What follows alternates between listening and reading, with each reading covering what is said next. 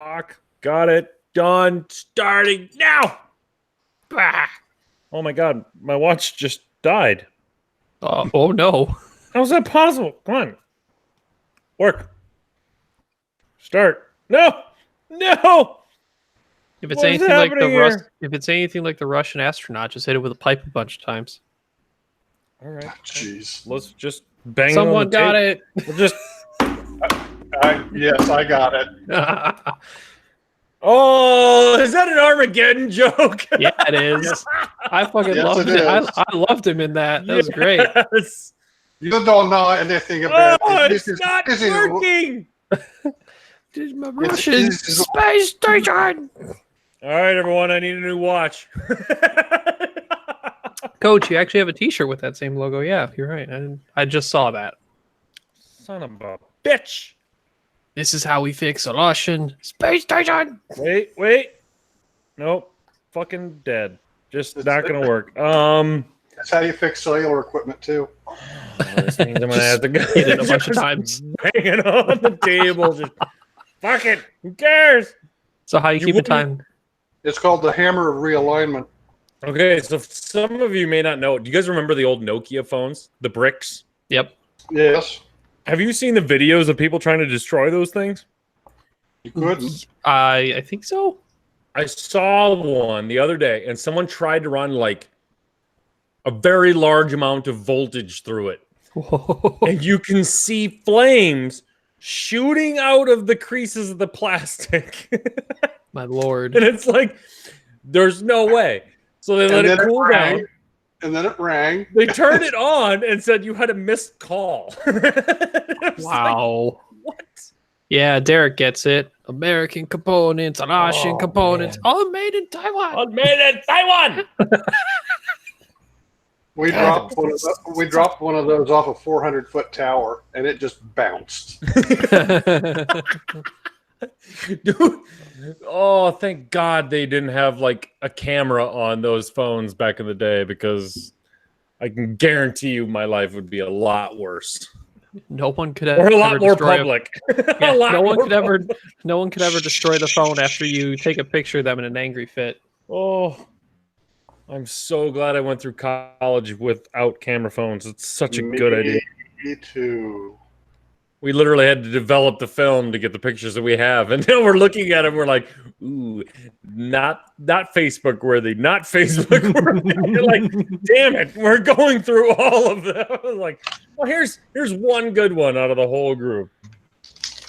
But then you got to message everybody. And you're like, "Hey, are you comfortable with this being on Facebook?" And whatever.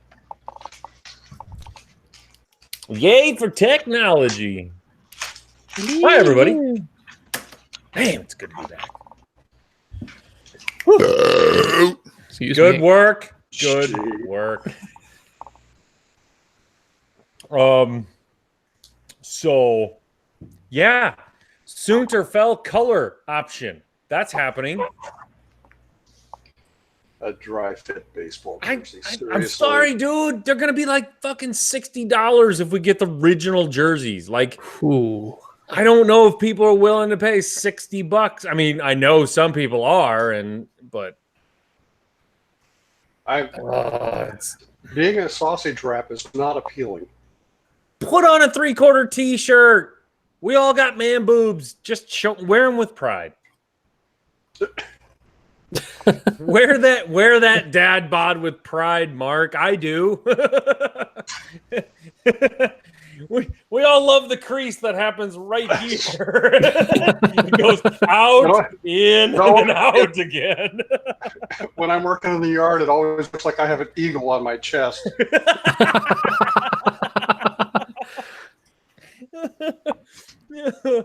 Oh, they go, "Do you want to customize the number?" I was like, "Don't you dare touch that number. They worked hard for that number."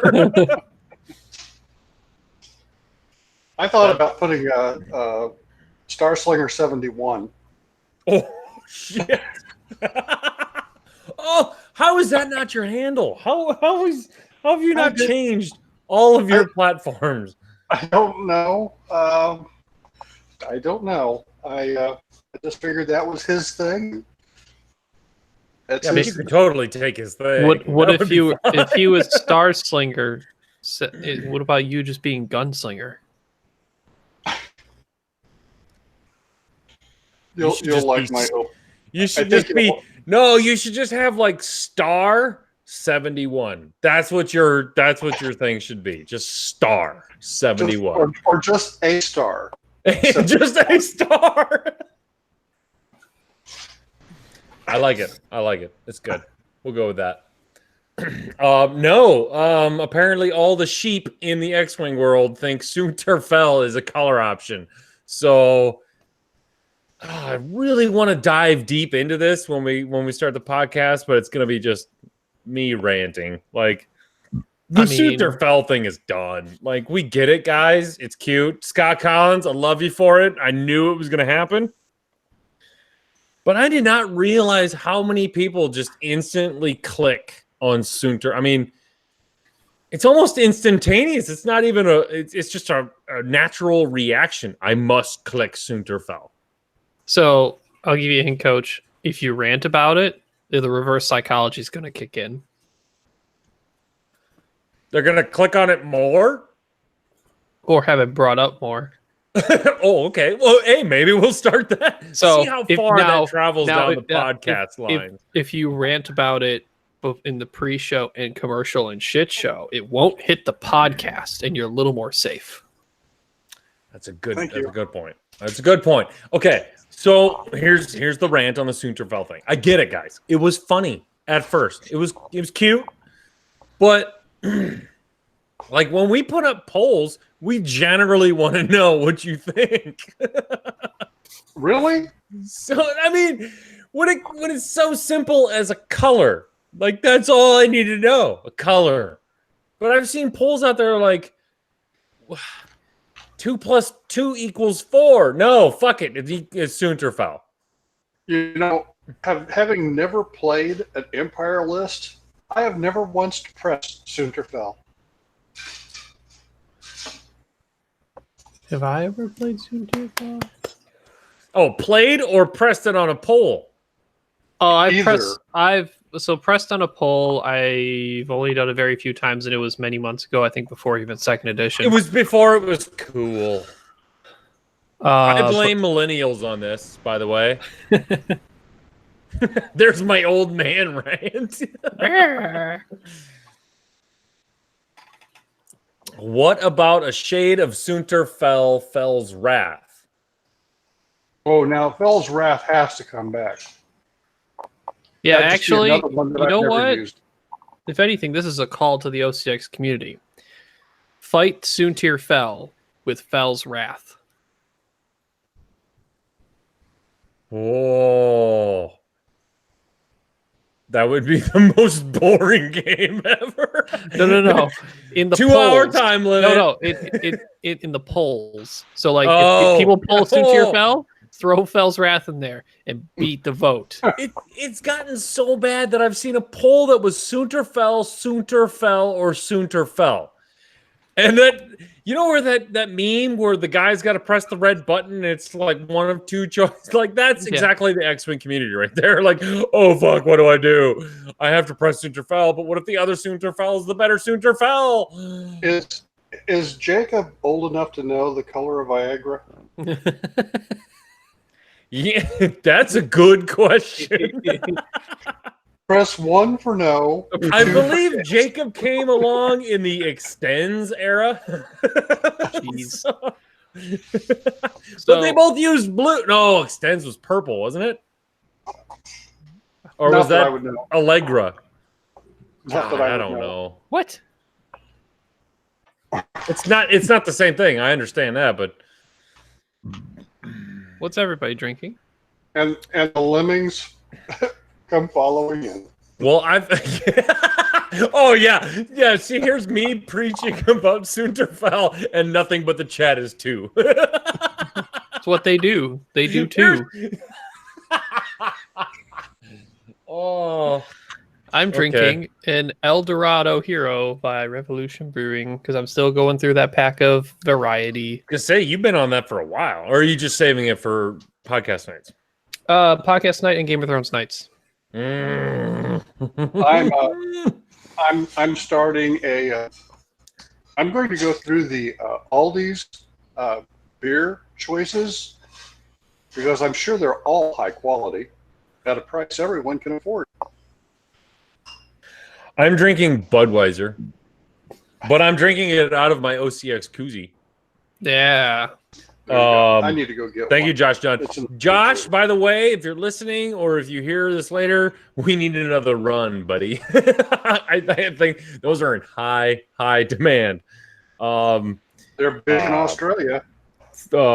Mainly because the fucking Des Moines X-Wing guys, if you're listening, fuck off. You stole my entire, like, they peer pressured me into it. They're just a bunch of assholes is what they are.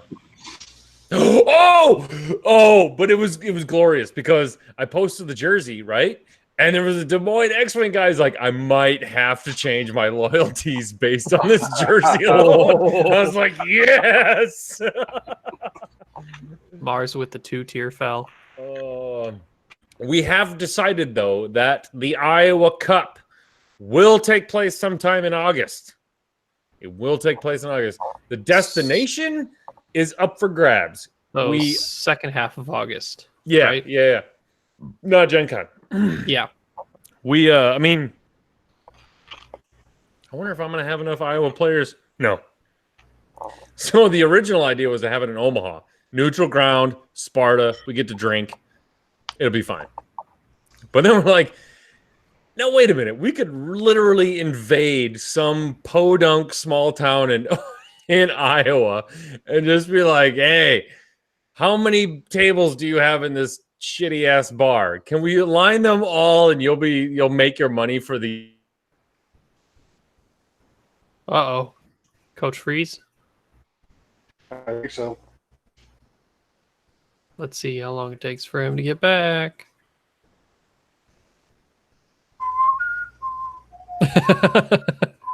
Womp womp.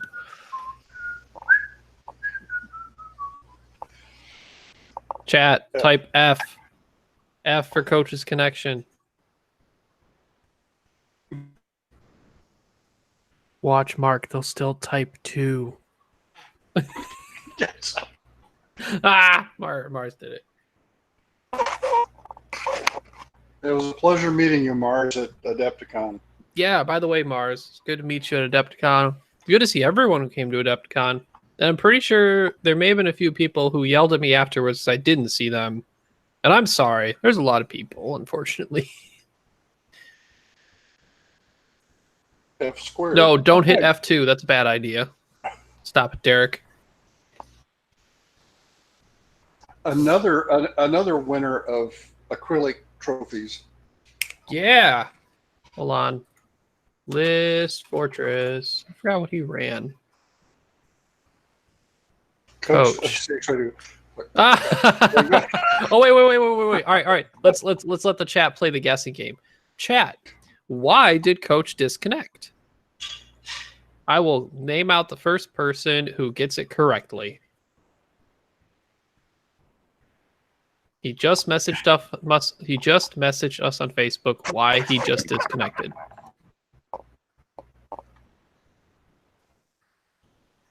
Two. Let's see. No telling. Unplug. Premier connections. I don't know. Poop. Okay. I think we have a winner. Let's see. Battery. Getting close. Laptop not plugged in. Glaive leaders got it. Yeah, that's our fearless leader. Stream's still live, right? Yeah, stream is still live, Coach. Don't worry about it. Forgot to pay his connection bill. Did not pay the bill. Kicked the modem. Nope. It's Glaive Leader. He got it. Coach messaged us. Said, fuck, I forgot to plug in the laptop. No, well, Jacob said unplug. Oh, did he? Oh, Yep. Well, yeah. I wanted to get a little more specific because it could have been unplugged anything, I guess. Thanos snapped him. Timely, Chris. Thank you. Wait, God. And Glaive Leader's first response is yelling, I have to go get a beer. Everybody drink because Omega Leader got it right and he said the week.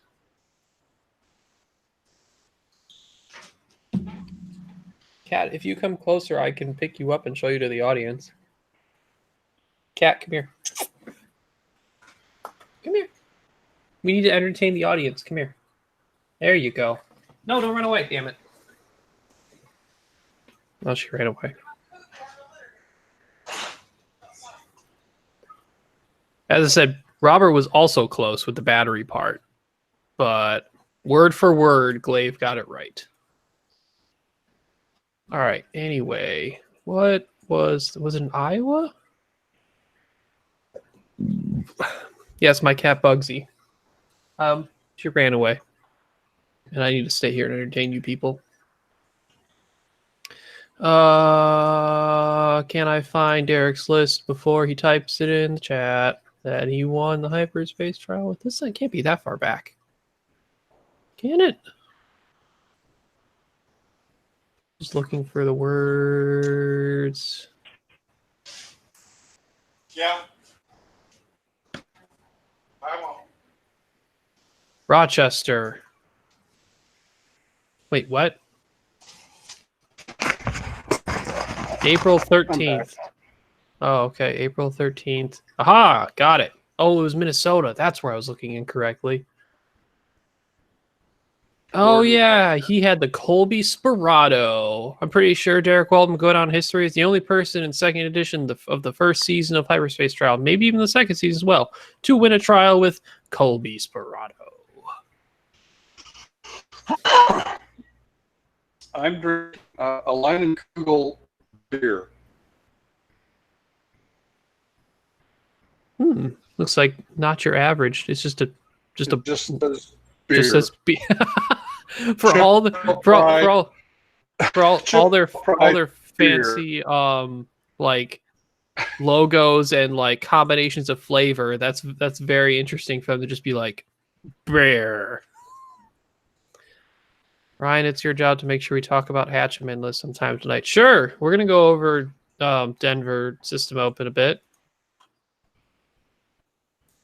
I tell you what, there's a list that I was watching from the Denver series that I'm really intrigued with. The two Bs and an X and a U. Oh yeah, that's like the mainstay of Rebel 4-ship right now. It's Wedge, Braylon, Cassian plus Thing, and commonly right now that Thing is 10 nub, but it could also be other things like Biggs or another X-wing of choice or another. But I'm a well, hello, Coach. Another B-wing of choice. I put Horton Solomon there. Coach, Glaive Leader correctly guessed why you disconnected, and he said Thweek. Oh. So you must drink. Glaive Leader, prize goes to you because that was the last drink of this Budweiser for the day. Well, not for the day, for the moment. Let's see. OCX Radio. Oh. Gotta get my pop-out chat. Mute that. That's annoying. I don't want to listen to myself. Man, I gotta sneeze, but I don't know what's gonna happen. That's a good one. We have an early visit tonight. An early visit. Oh, Present. kitty. Present. Sam just dropped by to say hey. My cat was nearby, but then I. Wasn't he playing Vassal? Cat was playing Vassal. Vassal. I get another beer, and then we'll start. Oh wow, yeah. Derek, was that game? I don't think that wasn't your final game, was it? Was it just in the top cut, or just in Swiss, or just it was a random game you played? Because he said he won a game on the last shot, 126 to 125 versus a Wedge, Cassian, Garvin, and Braylon. Wow, Which is pretty good. Quite the close game. So I don't want to brag or nothing, but OCX is tearing up some cuts. Yeah, man. Derek, Nathan, Derek going 6-0, winning the Rochester, the Minnesota. Rochester. We'll save this. We'll save it for the show. Save it for the show.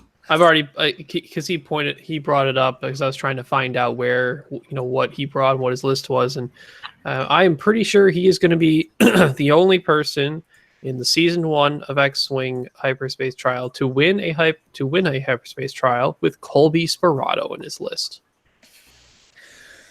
He has been flying X-Wings, T-65s for a very long time. Very, very, very long time. Like Will Barnacle. And he has gotten his losses out of the way, and I think this was his comeuppance. It was his time. All right.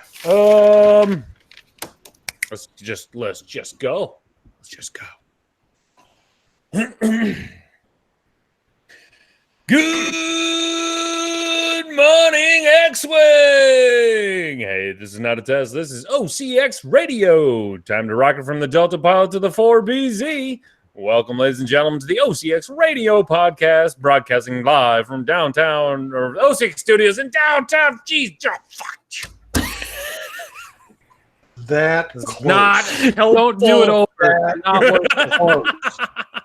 You're almost done. Just let it go. Broadcasting live from the OCX Studios in beautiful downtown Orange City, Iowa. There we go. That's what I needed to hear. I am Aaron the Coach Kroll, your humble host. Joining me tonight, as always, OCX Ace of Legend Ryan Ontopsky. Preparing for the impending need to host a hyperspace trial in my home state of Michigan. I need to bury my head in a rules reference. Good luck. That's about all I can say. Thank you. That sounds like self-inflicted torture. We'll see. I mean, there's only so many brave souls that will do that job. And I commend you, soldier, for taking that on. Also joining us tonight, 487 miles to my left, is none other than Uncle Mark Tippett. When we sit down, I see list builds all around. I want that one. I don't need that one. I'll just sit here and not make a sound. I set my things down. Hello, I'm Uncle Mark. My opponent sneers. So, where's all that gonna park? My inner nerd rage rises. He should hear my inner hark. By his actions, he has set off the rage with just a little spark. Because I fly Y-wings in the dark. You can call me Uncle Mark.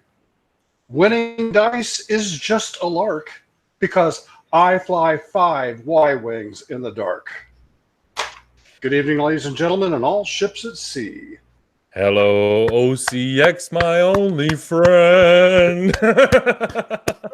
Man, like, not only should Uncle Mark obviously has his own fan club, he should start like the X-Wing poetry club. But the thing is in the back of my mind, I'm hearing "Rainbow in the Dark" by Ronnie James Dio. Is that what Get Off My Playmat's gonna be? Is like I'm gonna have to get some bongos.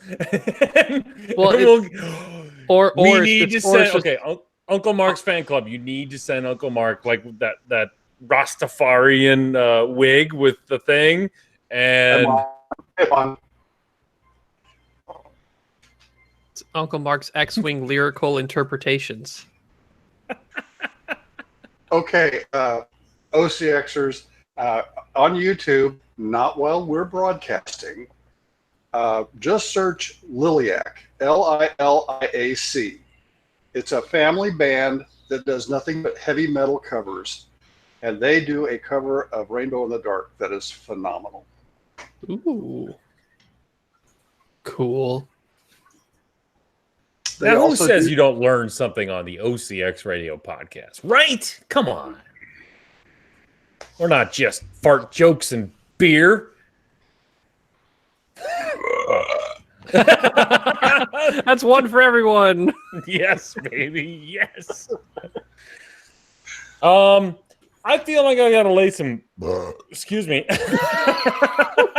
Man, it's gonna be good. It's gonna be a good one. I'm so glad we're back to the old way. I gotta lay some ground rules down for maybe some of our new listeners. So, number one, if you ever hear the word "thweek," Oh, shit. doused, Including must now. take a drink of an alcoholic beverage. Unless you're under the age of 21, then you must steal something out of your parents' fridge and take a drink. Because God help anybody who's under the age of at least 16 listen to this podcast. Because, man, are you going to get hit with a whole bunch of real world shit. And don't let their dads go in and talk about you. God, that was so much fun with Kevin. That was a good show. That was, you know what? And Uncle Mark, you bring up a good point. We're going to talk about X-Wing. We are going to, but this also brings it up. Last episode was, in a long time, OCX getting back to OCX. What our bread and butter was, it was little X-Wing. It was, it's like a cook in a kitchen. You take a little fart jokes, you take some beer things, a little bit of X-Wing, and some good old fashioned shit talk, and pow! Then you got OCX radio. It was fun to get back to that. It's been a while. We've been trying to do new stuff, and as Mark mentioned to me, he's like, man, it was really good to have an OCX episode. So what you're saying is I can lighten up a bit on trying to get guests every single week? Yeah. All the time? I'm going to say, Ryan, you've performed your abilities to the zenith, the nth degree. You were fantastic, and I don't want you to stop doing that, but no, not at all. We don't need guests every week, buddy. Woo! But the guests we've had have all been quality. They've been great. Yes. They have. Oh my goodness! Like we I wouldn't be who we are. I was so glad that immediately when that whole final, after all that happened, I was like, we need to have everyone who was in part of the final on the show and their dads, because that'd be great.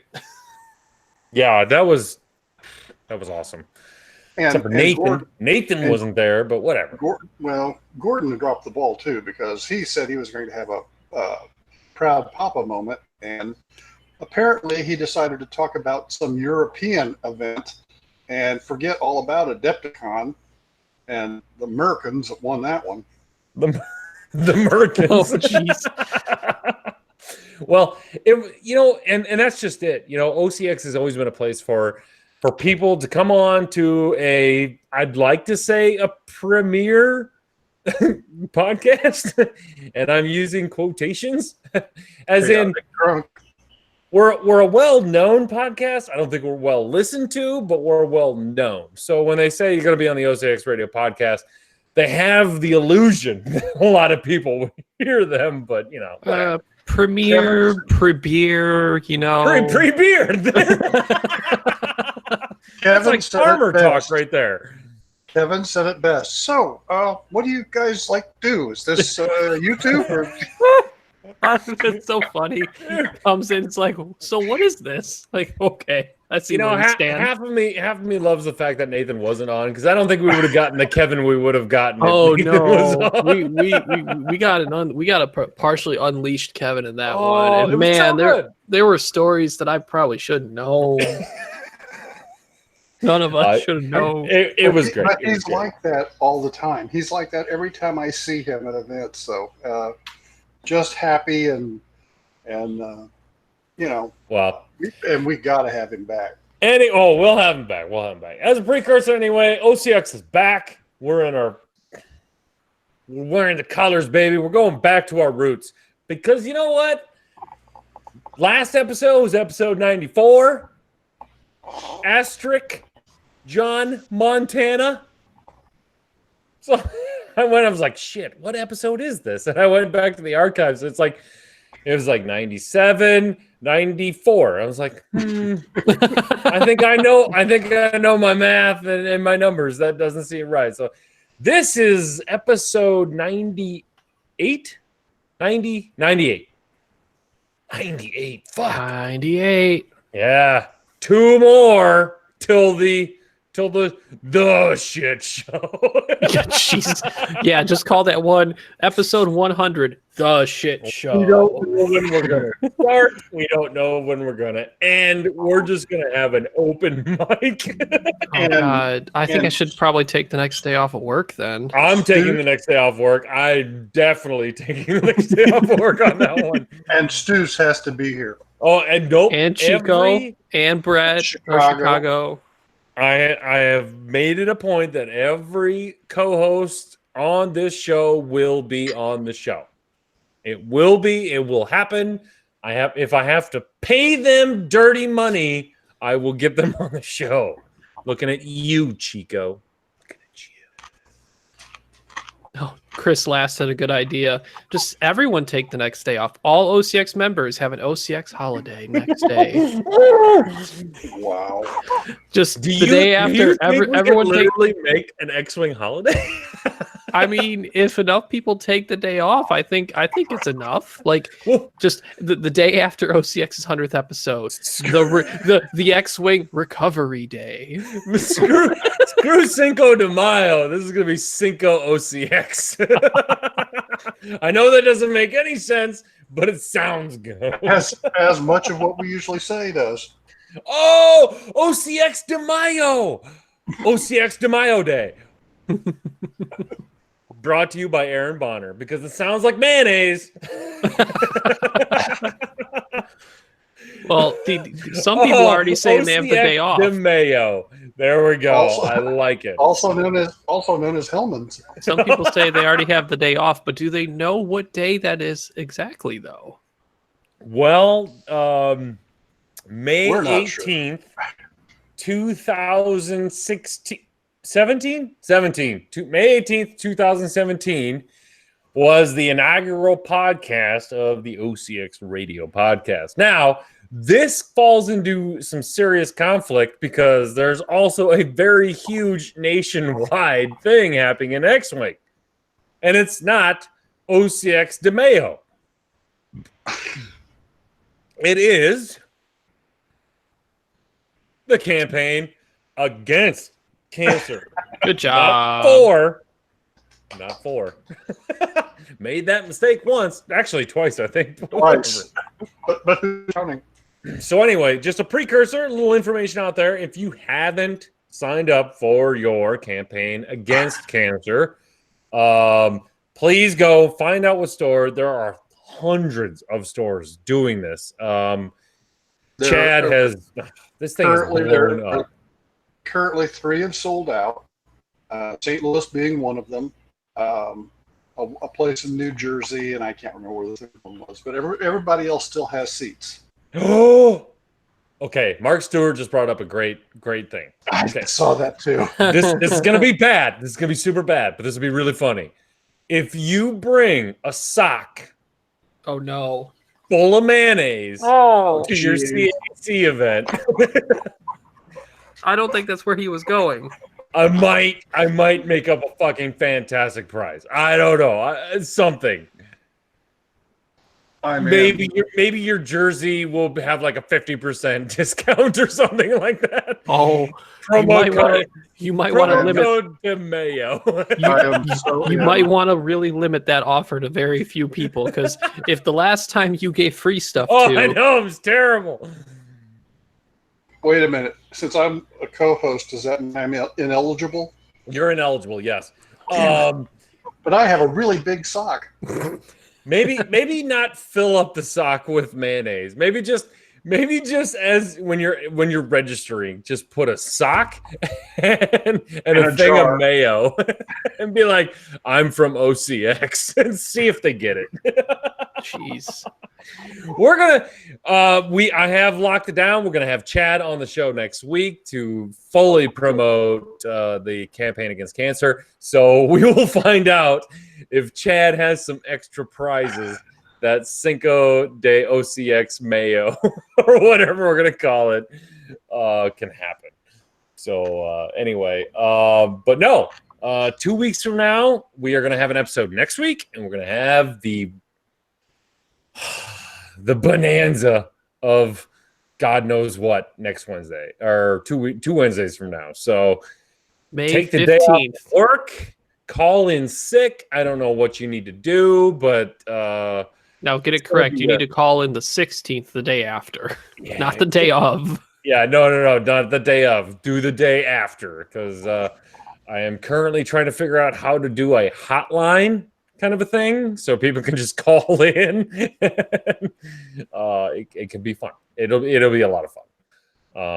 I'm gonna have a shit ton of stuff to give away. A shit ton of stuff to give away. Whoa, you going DOing on us on the 100th episode? I'm going DOing on it. I'm gonna. I gotta talk to Andrew. It's not final yet, but Knuckles. I'm gonna try to get a. Curled Paw Creative special discount thing going on.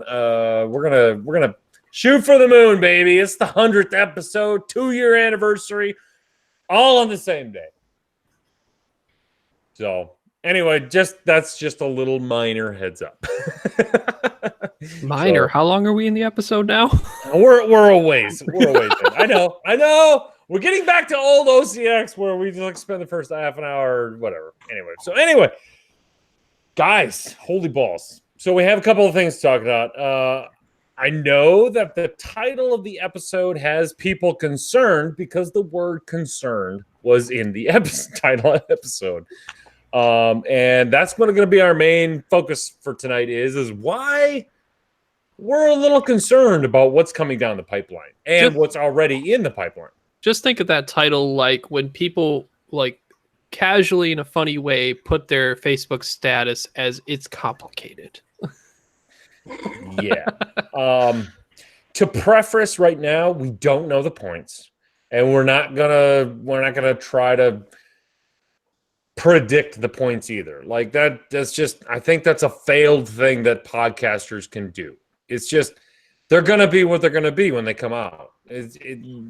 I don't see any validity in trying to predict points. I mean, sometimes it for when we get a new wave and stuff like that, it's nice.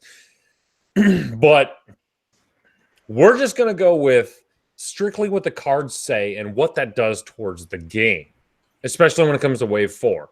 What I first want to get off my chest is Denver. We want to talk a little bit about Denver and the System Open. Before we go into the analysis of the cut, I want to give a huge shout out to Nathan Jackson, OCX local. Yes, woot woot, because I can tell you right now. Let's dive into a little history of Nathan. Nathan showed up on the scene. He was like, "I'm the Armada guy," and I'm like, "There's no Armada guys." Oh no! Like it's just you. And so he's like, I'll try this X-Wing thing. And he's super Imperial, super First Order. He is dedicated. This boy is dedicated to his factions. And Nathan really dove into it really hard. Like he wanted to be the best.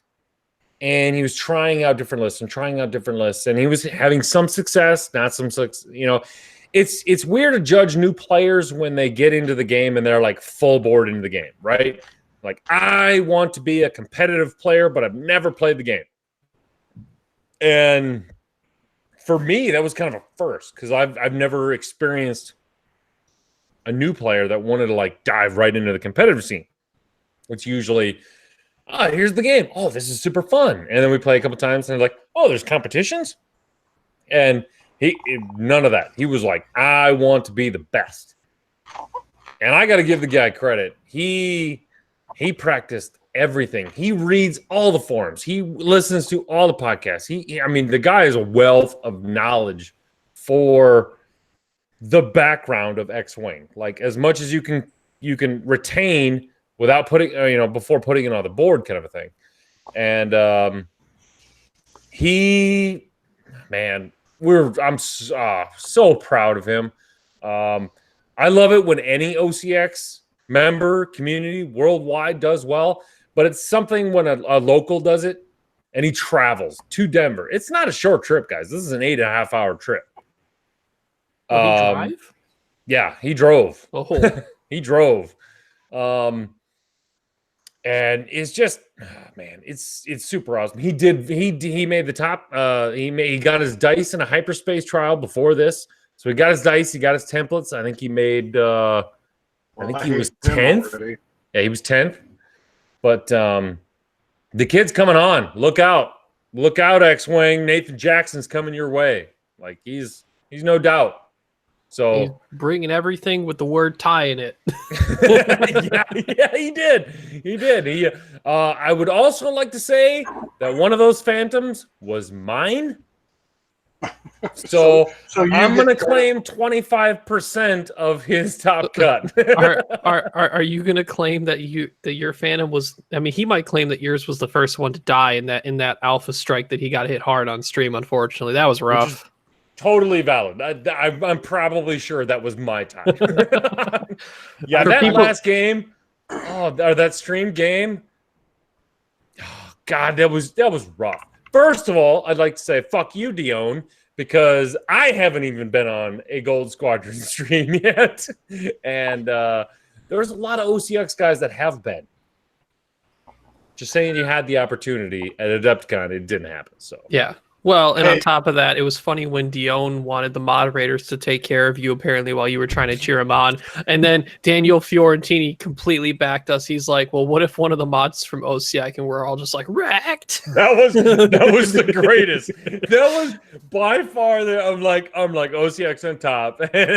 And I got messages. They're like, oh, Dion's going to try to mod you. And then Fiorentini went, I was like, what happens if there's an OCX moderator? And I was like, yes, we have infiltrated everyone. So, is this a conflict of interest? It turns out that my minion, Matthew Evans, is marshaling the Red Raccoon hyperspace trial. I think I win. Uh-oh. I'm not sure. It might be a conflict, but I see no conflict there. No collusion at all. Judge? No collusion. No obstruction. Sorry. I'm gonna William Barr the shit out of this one and say it's like, nope. I'm sorry, guys. He showed everyone the card. I have to abide by the card. The report is in the open. Oh, so chat's asking, what did Nathan Jackson fly? He flew Vader with afterburners and 3 Imdar test pilot TIE Phantoms.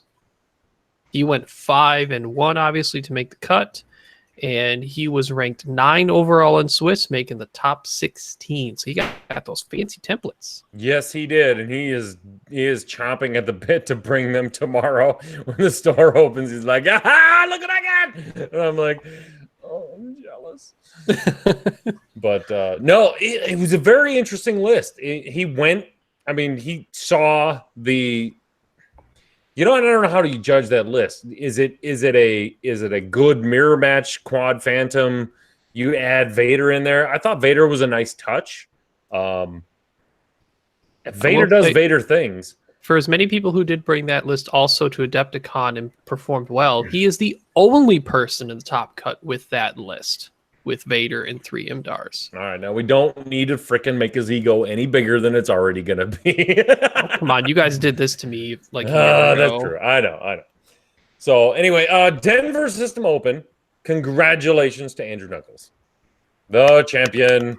Hatchet Man with gunboats. Hatchet Man gunboats. Super. I'm so happy. The guy deserves. I don't think he's won anything. I know he's made a bunch of cuts, but I don't think has he won anything like. I feel like he's had to have won a regional before, but I know. God, why am I blanking out on the other host who went undefeated last year? I'm so bad with names right now. Don't worry, it's just the Barons. Nobody listens to those guys. Just Andrew kidding, Knuckles Baron.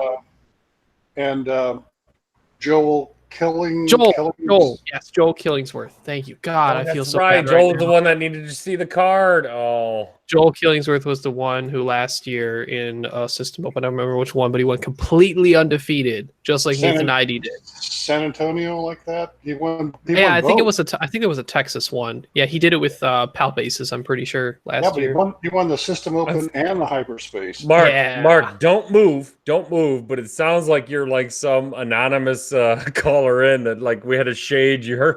Oh yeah. Hold on, let me present this as like anonymous caller in says Y wings are the greatest thing in the System Open.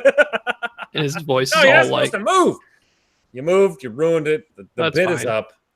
Oh, there we go. but yeah, congratulations to Andrew Knuckles for now making the Birmingham Barons 2-time System Open champion representatives. And on top of that, as soon as I saw his list, I was like, yep, that makes sense against Phantoms. Yeah. So And great call. list build. And apparently that Hatchet Man and being a major vendor and how it's played is apparently a type of ship and archetype that was kind of made famous locally for them by a player who unfortunately passed away, I think within the past year, if not a little more recent than that. Aw. So I think as a tribute or in some manner along those lines, they all the Birmingham Barons brought, or at least most of them brought, the same list. Do we have a name for the list?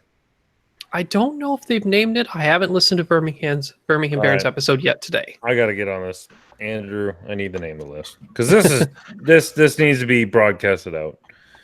I will get back to you on this, but yes, and to go with it, the gunboats are super flexible.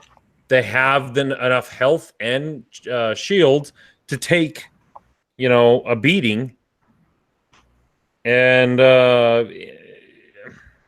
Chad is yelling Hatchet Man at us, but I'm pretty sure that's just the name of that vendor build. Like that's a nickname for Major Vendor. But we'll see. But yeah, it sounded like in Swiss he didn't face any Phantoms, but then in the top cut he faced like 2 or 3 and just burned his way through them. So it's not like he faced Phantoms the entire time. He did play other games in which it wasn't exactly his list designed to face directly, but obviously had enough games and prep and playtime. Do we know what that list is? Yeah. So Andrew Knuckles' list in total is. Andrew got back to me. Wow, that was really fucking fast. Yeah, Andrew. You, Andrew. It is the Hatchet Man. So okay, so the list is just called Hatchet Man. The list is called Hatchet Man. Okay, so Hatchet Man consists of Major Vendor with Trick Shot, Fire Control System, Proton Torpedoes, Advanced Proton Torpedoes, Advanced Slam, and the OS1 loadout. Jeez. That is a thick vendor. That's a thick vendor. Yeah. Vader with Fire Control System and Afterburners, and then Colonel Jenin with Emperor Palpatine back on top. So Jenin's giving him some early locks, so Vader can make use of his Fire Control System and less need to take that lock.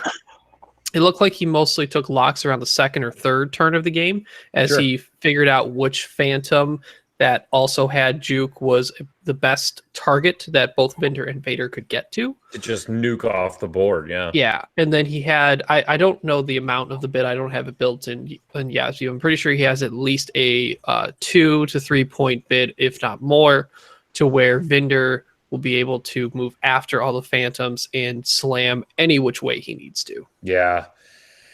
It's super good. Like, I wanted to take 5 gunboats with barrage rockets really bad. But it doesn't, like, that whole, the whole wording on that OS1 loadout really fucking sucks.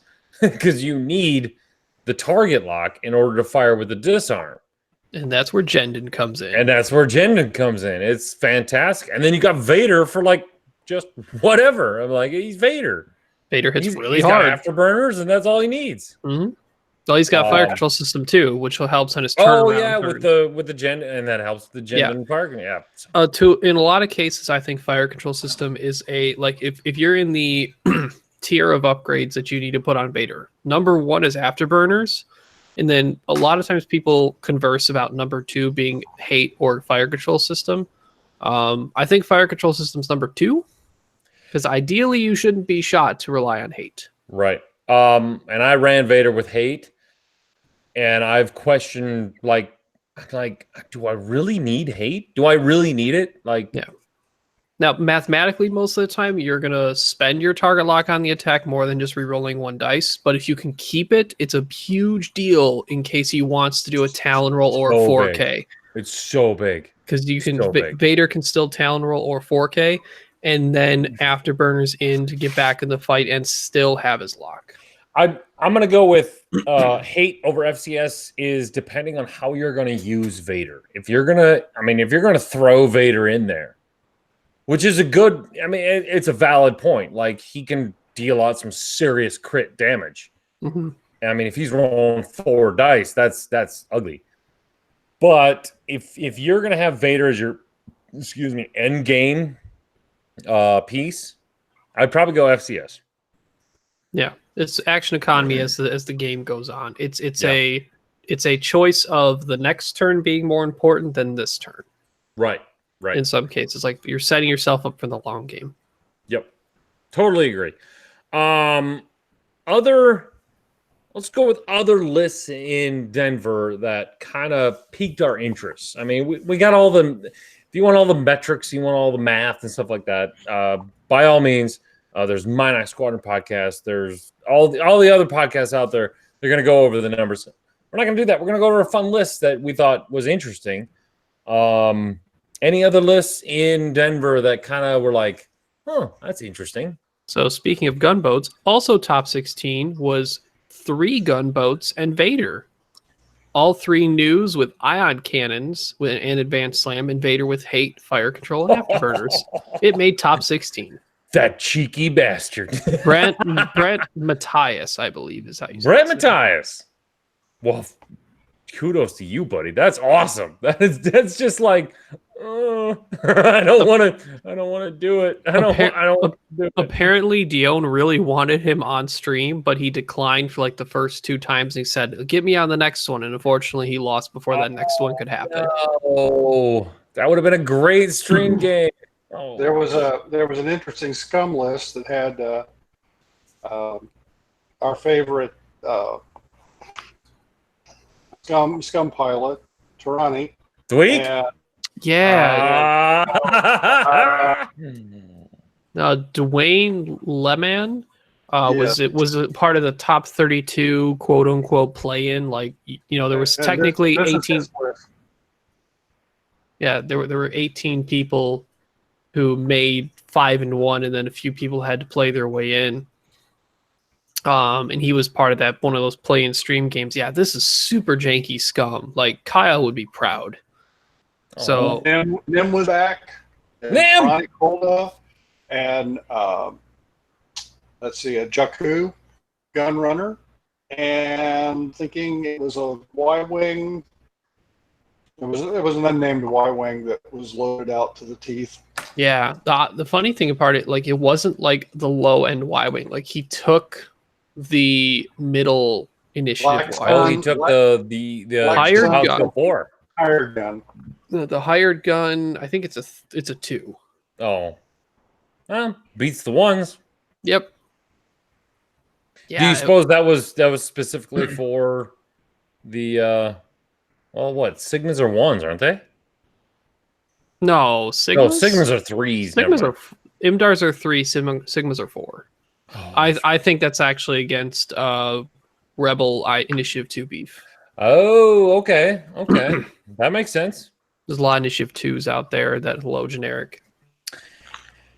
There was considerable amount of Rebel beef, as we all knew there was going to be at Denver. But do we feel like some people are trying to figure it out? There's a considerable number of Empire lists in the top cut. Not a lot, but that's usually what they have to go through is Rebel beef. I'm assuming, if I remember the numbers correctly, Rebel beef was highly represented at Denver. Rebel beef is a strong meta staple right now overall. Wedge, Braylon, Cassian plus thing, whatever you want as the fourth ship. Commonly, it's 10 nub right now. It's a good choice. B-Wings are arguably more reliable than X-Wings in terms of just being on the board. You're relying on your health more than your green dice. Who would have saw that coming? Yep.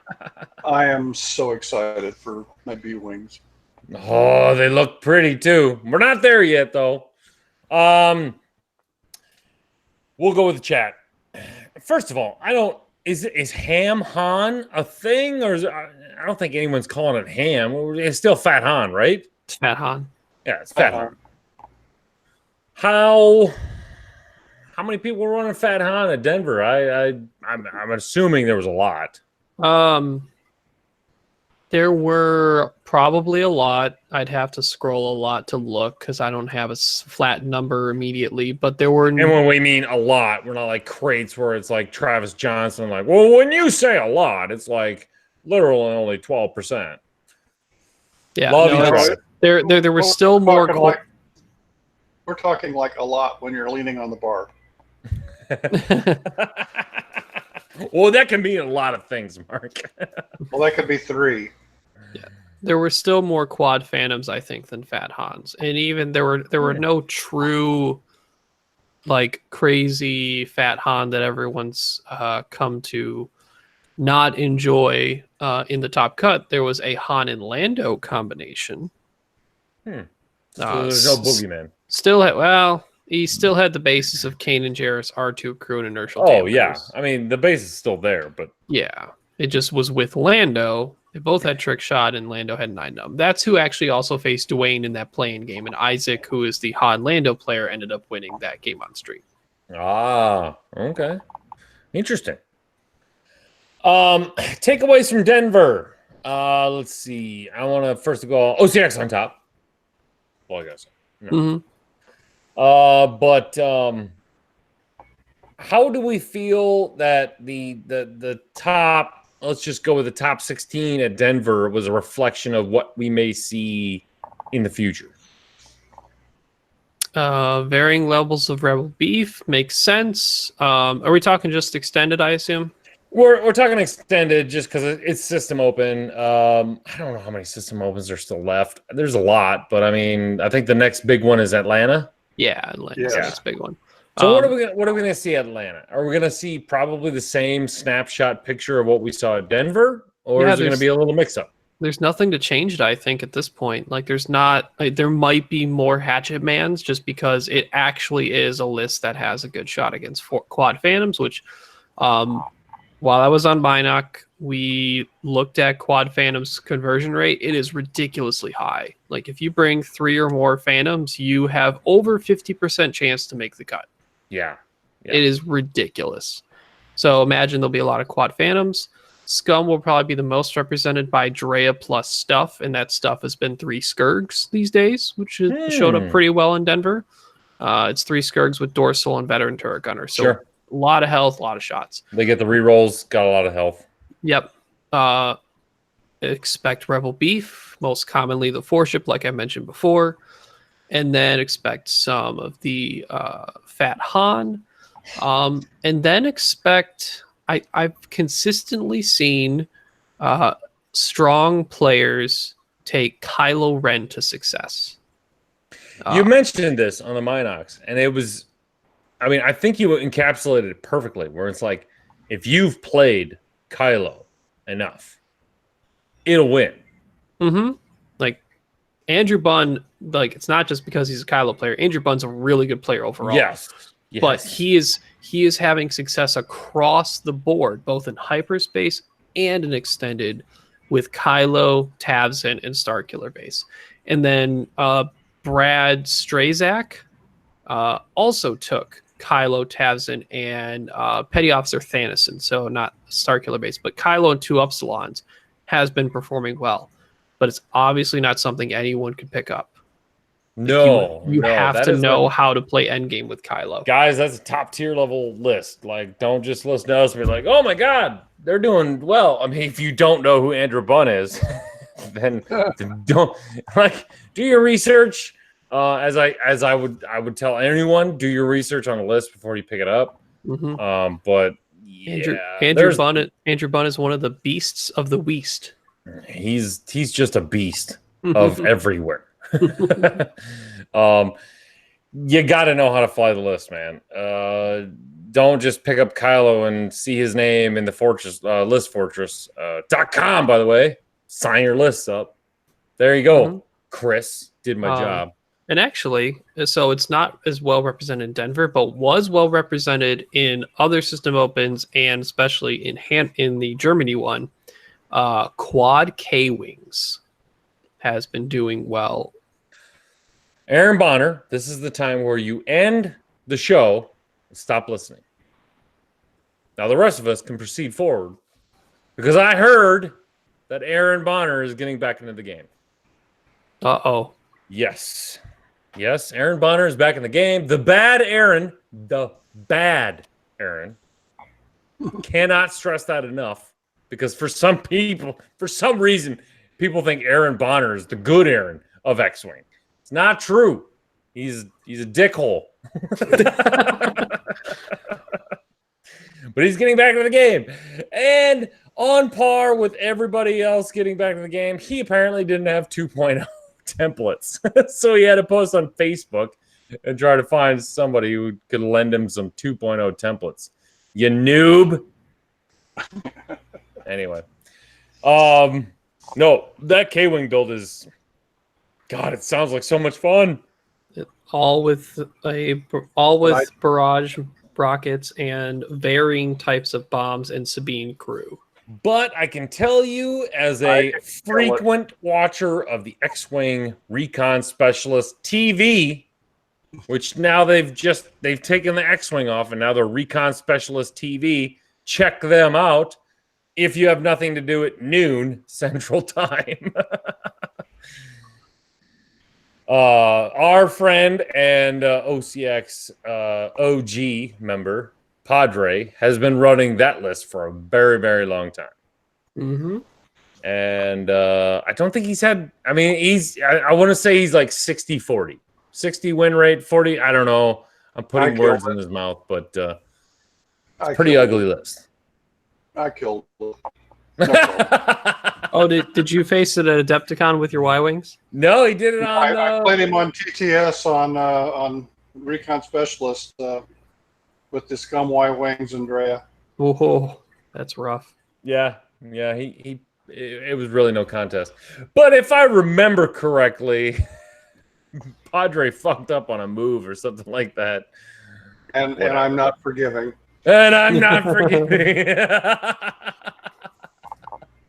Blood in the shark waters. Oh, but anyway, yes, the K-Wings, the barrage rockets, the bombs with Sabine. I mean, Sabine's so good. It's just bombs have a weird spot right now in the meta.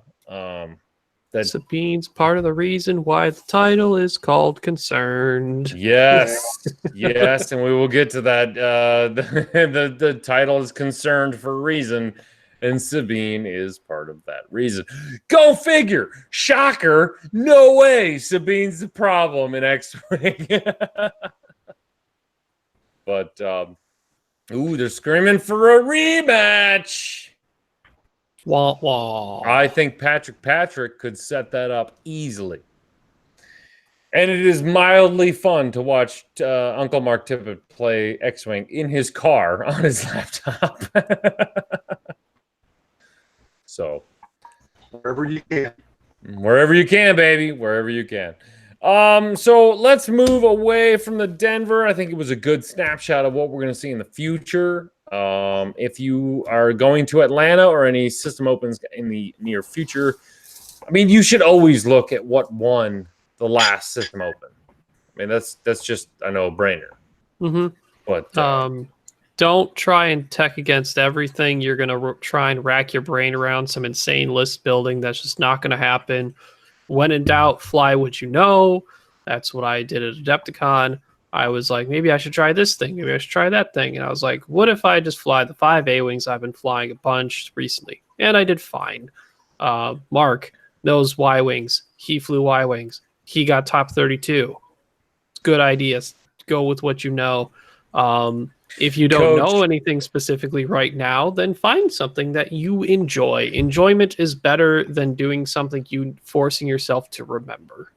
Coach thought he knew Reapers, but it was a glaring he did not know Reapers at Adepticon. So You said you didn't hit an obstacle all day though. I didn't hit an obstacle, but I You beat ran Nick into Matthew Tobin. Evans. That's all I care about. Apparently, Nick Tobin is very big in the X-Men community, and I'm sorry, Nick, if you're listening.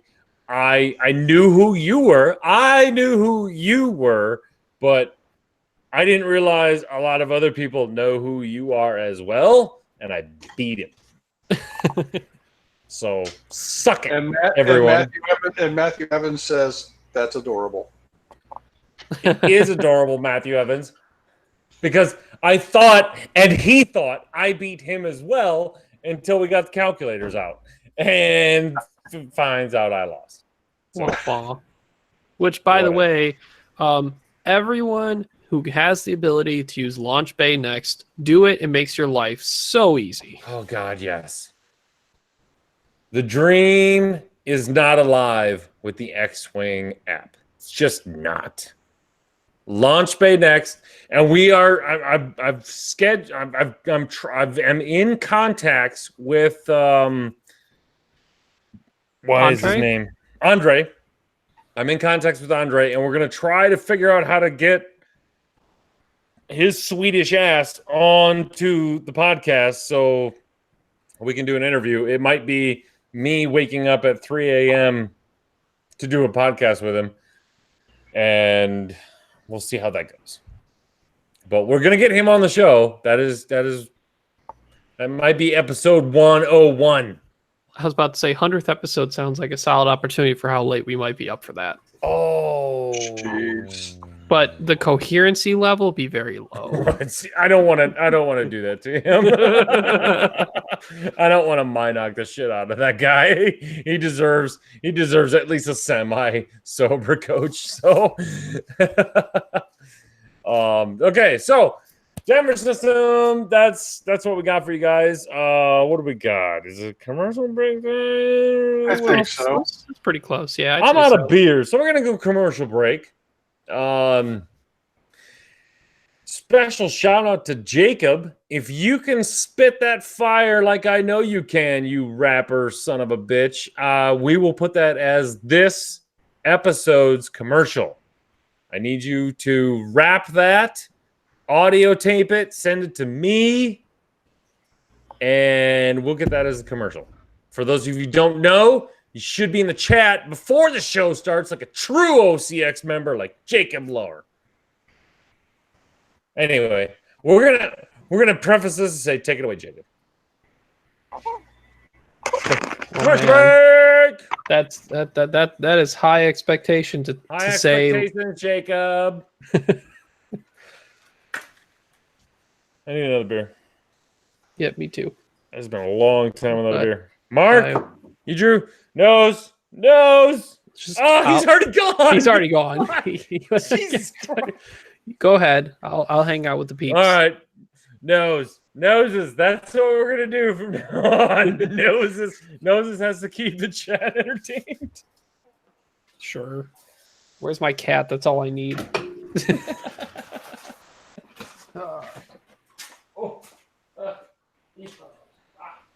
Nope, no cat nearby. Sorry. Maybe later. She'll come walking up eventually. Chat, I would like to know what you would bring to a system open if it was happening this weekend. Because I would bring...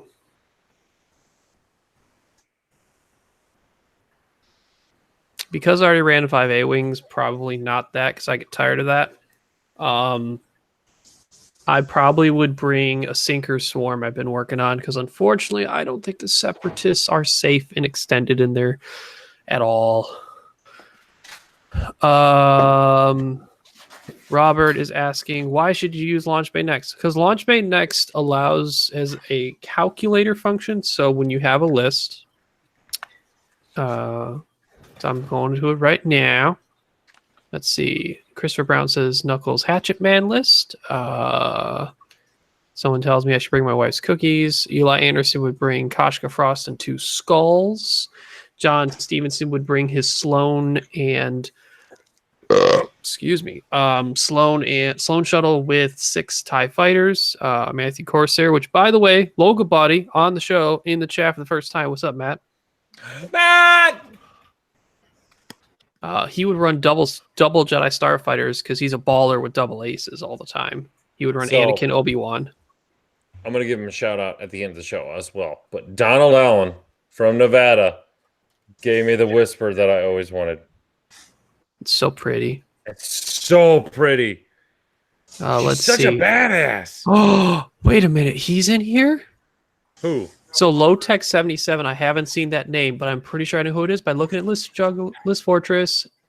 So he didn't make cut, but he did get 4 wins with 7 Sikhs.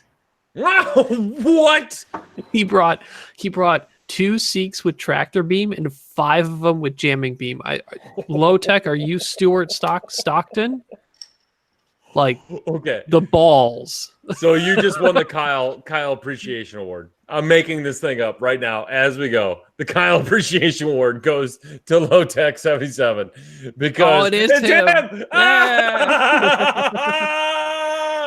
Oh, you win the Kyle Appreciation Award. Oh, what can I give as the Kyle Appreciation Award? Oh,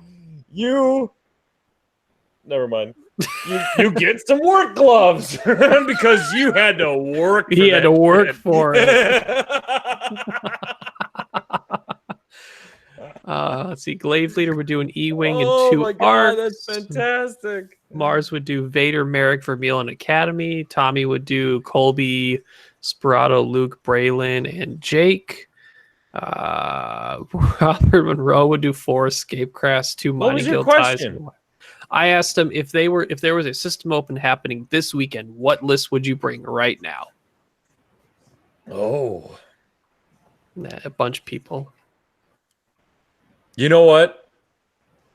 I'm gonna go back to what I cut my teeth on. TIE Swarm. It is a good choice now. That is what I grew up in X-Wing flying. I dabbled with the Soontir. I dabbled with the... I mean, to tell you the truth, if I could get fucking Turf and Ur on the field again, I would in a heartbeat. I think someone brought Turf and Ur to a trial in either... I thought it was someone else. Scott Collins. Scott Collins brought Turf and Ur to a trial. What? And I think made top cut? That or beautiful close? son of a bitch. Chat, someone clarify that. I think one of you guys should know. I'm pretty sure Scott Collins did. Where does he live? I'll look for a trial nearby. Oh wait, I love my Turf and Ur. Oh my God, he was so much fun back in the day. They added MetaWing now. Where's Turf and Ur? Turf and Ur. But nope. I think I'm gonna dust the old tie. Oh no, it was Leo Skelly, not Scott Collins. My bad. Oh, Did it in San Antonio. Scully, yeah. My bad. Look at you giving Scott Collins credit. Wrong. Don't you ever do that again. Wrong Imperial player. No. Oh, was this Sorry, it? Coach. I am the Lord. You are not the Lord of the Swarm, John. Yeah. It was at Night Watch Games. Leo Skelly got top 8 with Vader Hate Afterburners, Soontir Predator Shield upgrade, and Turf and Ur with Crackshot Shield upgrade. Meta Initiative was lowish, so why not? What's that Bane quote? You only adopted the TIE Swarm. I was born in it. Molded by it. I never saw the meta until I was a grown man. I'm gonna go get another beer, and I'm gonna also grab a cup because I can the Bane voice. The Bane. Oh, it was only molded by it. That doesn't do it credit. John Stevenson. No. That's my best Nathan impression right there. No.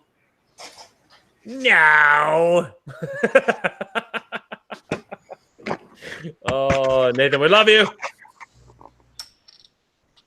There will be no living with him now, though. Oh my God. Oh, there will be no living with Nathan. Because for those of you who are listening, you two, fuck off. Two. Look, I'm trying to flick you guys off, and I put up 2. So there's a huge rivalry going on in the local scene between John Stevenson, who went to Adepticon and placed 34th with his Sloan tie swarm. Sloan tie swarm, and That was so 34th, right? 34th? yeah, he was 34th. Yes, Mark, 34th. not 32nd.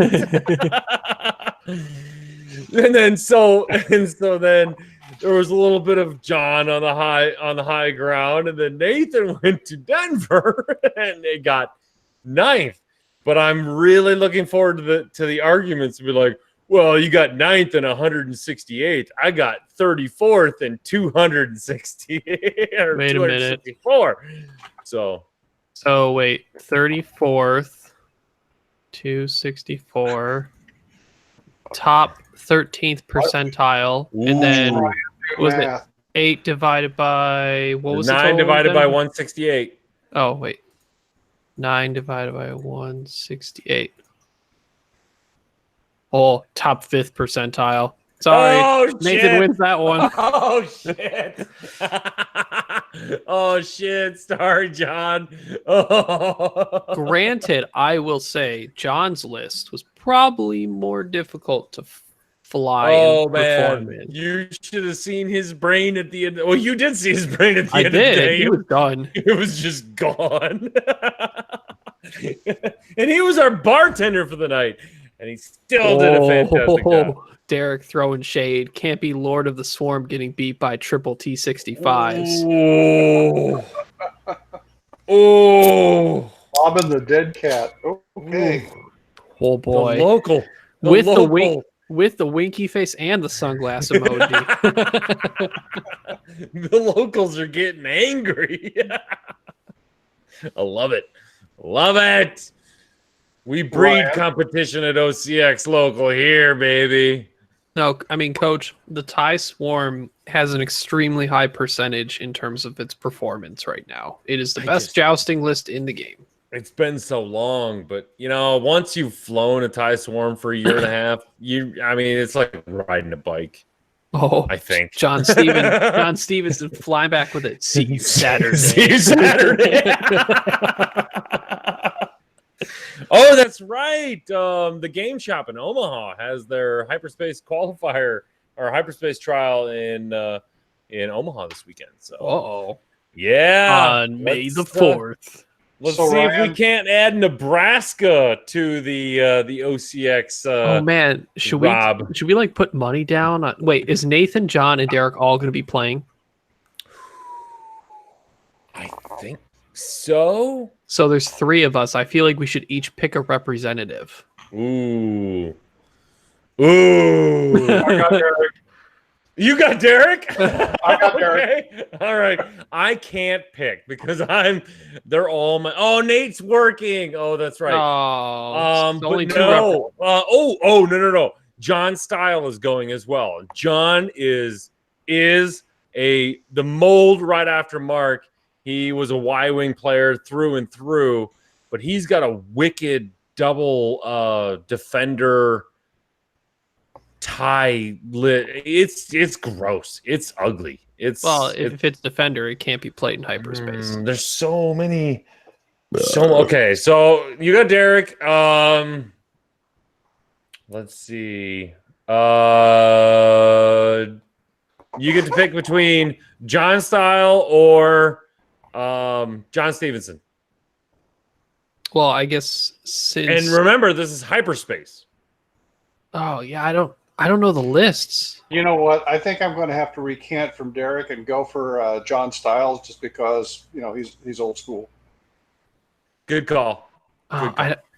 Man, this is all right. So blindly not knowing what lists everyone's flying. Nothing personal, Derek. Yeah, see, I know what they're probably going to fly, so I can't pick.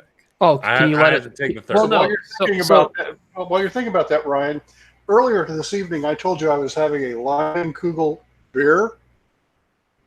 Now I'm having a Leinenkugel red lager Ooh. beer. Moving up in the world. Well, so Coach, did you see his that like it was Leinenkugels and it just said beer? There was no fancy No, logo. it said red lager. I saw No, it. there was a different one. No. The first one, it just said beer. All right. The bet is going to be a beer at Gen Con. Oh, jeez. Yep. Super high stakes. Super, yeah. So you get John Styles taken by Mark. You get either John Stevenson or Derek Wolfman, by the way. Is there anyone else that we should be aware of that's also going to be there? There is. I don't know if Eli's. Eli, are you going? Only from your locals. Yeah. I mean, I mentioned it to the wife, and she gave me that look. That's like, you can go, but there will be consequences. And I'm like, no, thank you. Yeah, it's the. Hold on, I got the rogue crew. Well, Young Guns might be going. Eli said it's his niece's birthday party. Wife that's right. No. It's his niece's birthday. Okay, so you have, and it looks like Young Guns is a toss up. Oh, now I almost have to go. Well, yeah, okay. So it's Young Guns, John Stevenson, or Derek Wolfman. And Styles. Or Styles already taken. Mark took already got it. Oh, that's right, yeah. So there's four Fantasy League X-Wing. Well, that's what I'm wondering. So there's four of them, right? So we can each take two if it's between me and Mark. Oh, if you want to do it that way, sure. Yeah. Then, I will be devoid. Young Guns, got it. Young Guns. Young Guns is an Empire player. Okay. Derek is Rebel. John is Empire, and Style is. He used to be Rebel, but who the fuck knows now? I mean, he's had such good luck with the Defenders. So, I'll go. Derek's already won a hyperspace trial. We'll do snake draft. You get to pick two now since Mark picked the first one. Oh, well then I'll do Derek and John Stevenson. All right, Ryan down for that gives me Young Guns. You got Young Guns. So I got Old School and Young Guns. All right. Got Old School. Yeah, you're the young and the restless. Oh yes. God, I just had to endure that this evening before coming on. I think Young Guns just picked up a new call sign. All right, you heard it here, locals. Bet is on beer. And of course, Coach is going to want his no matter which one of us wins. Yeah. Right? I'm taking Aaron Bonner. I was going to say, Coach, you can get like the outside one in that. Wolfman messaged me. Oh, so wait, what's what's the team name between Stevens? Does John? What's Stevenson's nickname? Stevenson doesn't have a call sign. We haven't, The bartender. Oh, okay. Well then, Wolf Tender. Do I have to get all the nicknames out here? I get Nathan a new one. Now I'm getting John a new one. Wait. Okay, hold on. Bartender nicknames. Sam. We're doing this. Sam. Yeah, or Coach. No, can't be Coach. We'll just call him Cheers. Can't be Coach. Cheers. Yeah, call him Cheers. Oh, Doc has been suggested. No. Sorry, his call sign is Doc. So his call sign is Doc because he has a doctorate in Western medieval history or something like that. So he's a registered doctor, but he's not like an actual doctor. Team Dr. Wolfman. Team Dr. Wolfman. Yes. So if you want to know, Wolfman's list is going to be, Rebel. He's got a Red Squadron veteran with the S-foils. Nora Wexley, BTLA for Y-Wing with ion cannon turret, veteran gunner. Colby Spirato with outmaneuver and foils. Oh, shit. And Wedge Antilles with foils. Ooh, it's like two wedges on the board. comes in at 200 points. All right. I'm Gunslinger now. No, you're not. You're Wolfman. Deemed that a long time ago. Colby Jack.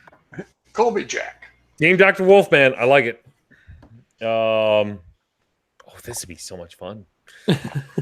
Okay. I think we're good. We can come in for commercial. 3, 2. Oh, I got to do something like. Do you 'cause I timestamp don't have everything, timestamps. by the way? We're going to do this for a minute because this is easy for me to see on the YouTube. All right. What about the beginning of the commercial? Well, we're fucked there. I gotta listen to it. Actually, you can see where we all leave camera. Yeah, that's true. The nose puts it up. Yeah, the nose. Welcome back, ladies and gentlemen, to the OCX Radio Podcast. If you missed out on the live show, you're a terrible human being. Sounds good. Not gonna sugarcoat it, man. You guys missed so much. As in the immortal words of Gordon the Worst Berg. Man, I don't even need to watch or listen to the show. I just need what happens during the commercial break. Which joke's on you, Gordon. We didn't even talk anything about X-Wing, really. Or Gordon. Except for some super awesome bets. And we didn't talk about Gordon either. So we are Right. now. You know, Tweak. Change it to tweak.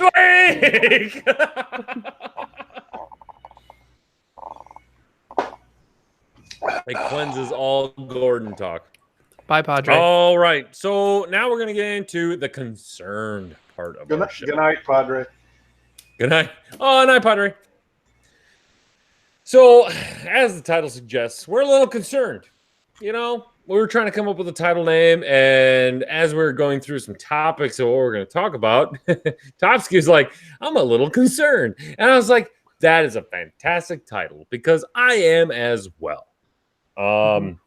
The state of X-Wing right now is generally pretty good.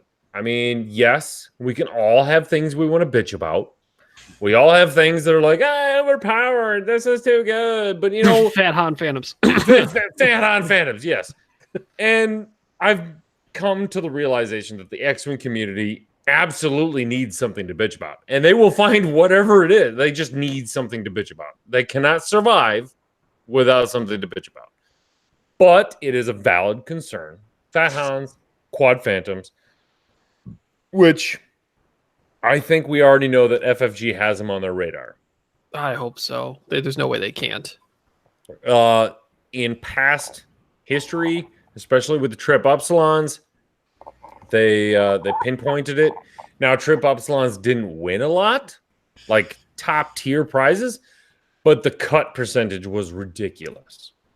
Well, so I want to caveat to all of this that we're mentioning right now, okay? And this is what's been said on many other podcasts. And a lot of people still don't get this point across.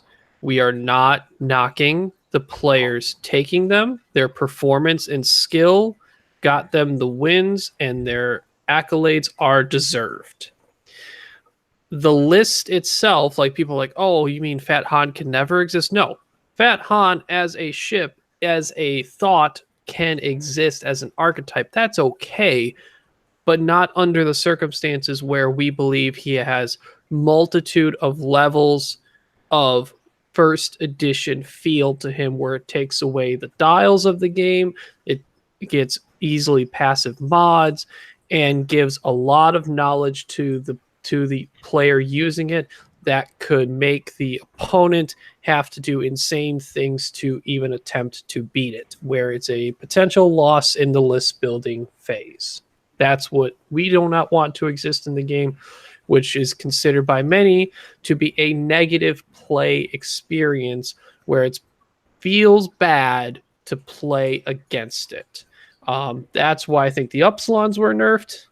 They did not feel good to play against because they warped the meta and what you had to bring to the game so much that if you went up against it, you would try not to automatically lose if you didn't have something. Now, I'm going to interject here for just a second because, I mean, yes, we get it. We're not knocking the people playing the lists, but these lists, in my opinion, these lists, just like every 1.0 list and just like the trip ups and just like everything else, it elevates an average player in a winning percentage. If an average player who knows what they're, generally knows what they're doing, knows the game. I mean, no noob off the street's going to pick this up and win a freaking system open. Shouldn't. Correct. I'm saying it can't happen. But Yeah. I'm saying your average player can go, okay, this is a winning list. I know how to set a dial. I know general formation flying. I know how to do this. These lists are elevating them above into, it's just like, you use the cork bat in baseball, you're going to have more home runs. I am relating these lists to a cork bat in baseball where you have the swing speed, you have the knowledge, you have, you're able to swing a bat well, but the cork bat's going to put you from just making the cut or not making the cut to in the cut. Mm-hmm. Is that kind of a comfortable analogy of what we can say with these two lists? Yeah, Sure. I would say especially deals on the Phantoms, but like we saw at Adepticon, there's a difference between Tyler Tippett running TIE Phantoms and then the average player that just made cut with TIE Phantoms, right? Like Right. Tyler has years of experience with a Phantom. Some of those people just picked it up. Go ahead, Mark. I see these lists, and I don't think I can beat Tyler when he's flying 4 Phantoms. With the list that I normally choose. Fat Han doesn't scare me. Now, I don't think I beat Nathan Idy. I don't think I beat Jack from the UK. There's a handful of players that are just excellent spatial recognition type players that understand these things, and those will give me fits because I'm a reactionary player. But if you give me an average player running Fat Han, I think I can take him. And I think I can take him because I'm going to have he can only shoot one of me at a time. And and being an old TLT player, I know that now I can't stay at range 3 and have a turret on you. I got to get to range 2 now. Not a problem. I'll get there. I've played it long enough. I understand, how a Y-wing works. I understand that Han can stand on his nose and not go anywhere for 1, 2, 3, whatever turn he wants to do. But at some point, I'm going to get him cornered. And hopefully I can do it within 75 minutes. Yeah, you've had a lot of experience with multiple Y-Wings and knowing how to corral a ship, which for the not Nathan, not Jack, not that high caliber level of player, they may not see that coming that you're setting up on them. I just told John to shut up here in the chat. But he actually brings up kind of a... You might want to explain why. I never actually thought about this. He brings up a good point. He says, Mad Medic says, cork bat, nice metaphor. And then John immediately says, to be fair, cork bat has no positive performance. It's mostly psychological. And then you spin that towards the X-Wing way, and it goes, oh, he brought, think about that in X-Wing. You brought your list. They've got Fat Han or quad Phantoms. You don't know how much practice they have with that. So psychologically, you could go, oh, if I would do the same thing. You're like, oh, shit, it's a quad Phantom list.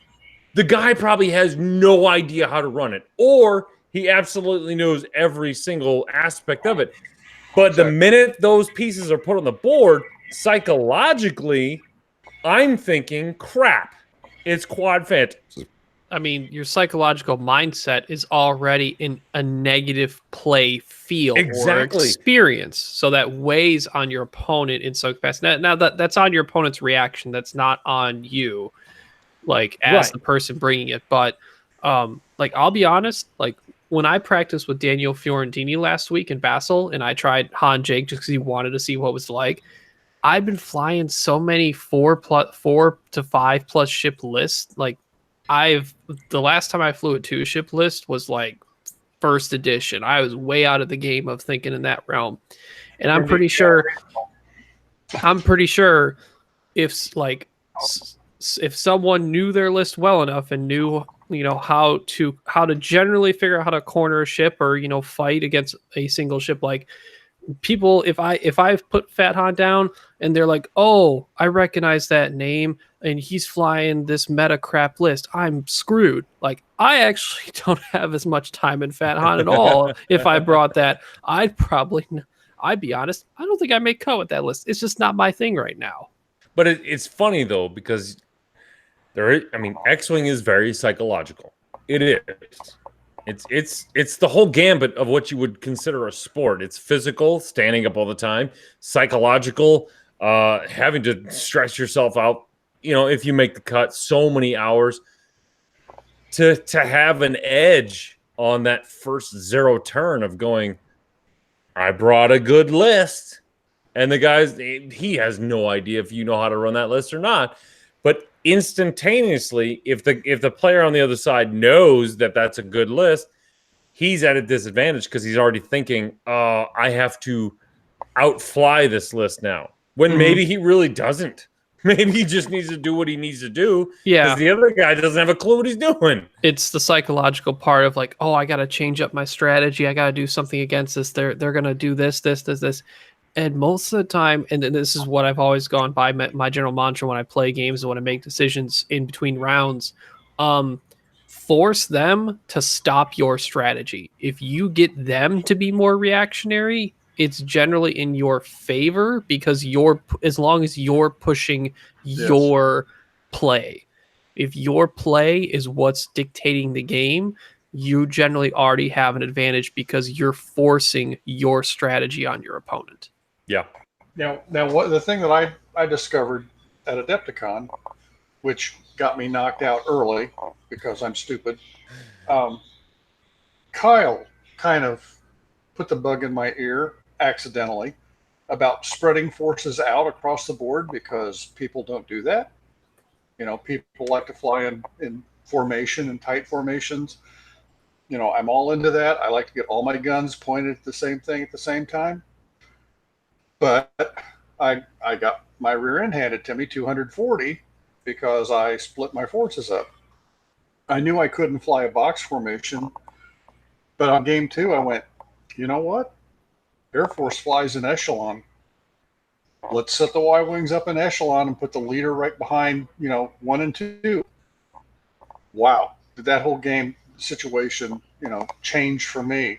I was able to turn in mass either way I needed to go. I was back in my comfort zone, and the results speak for themselves.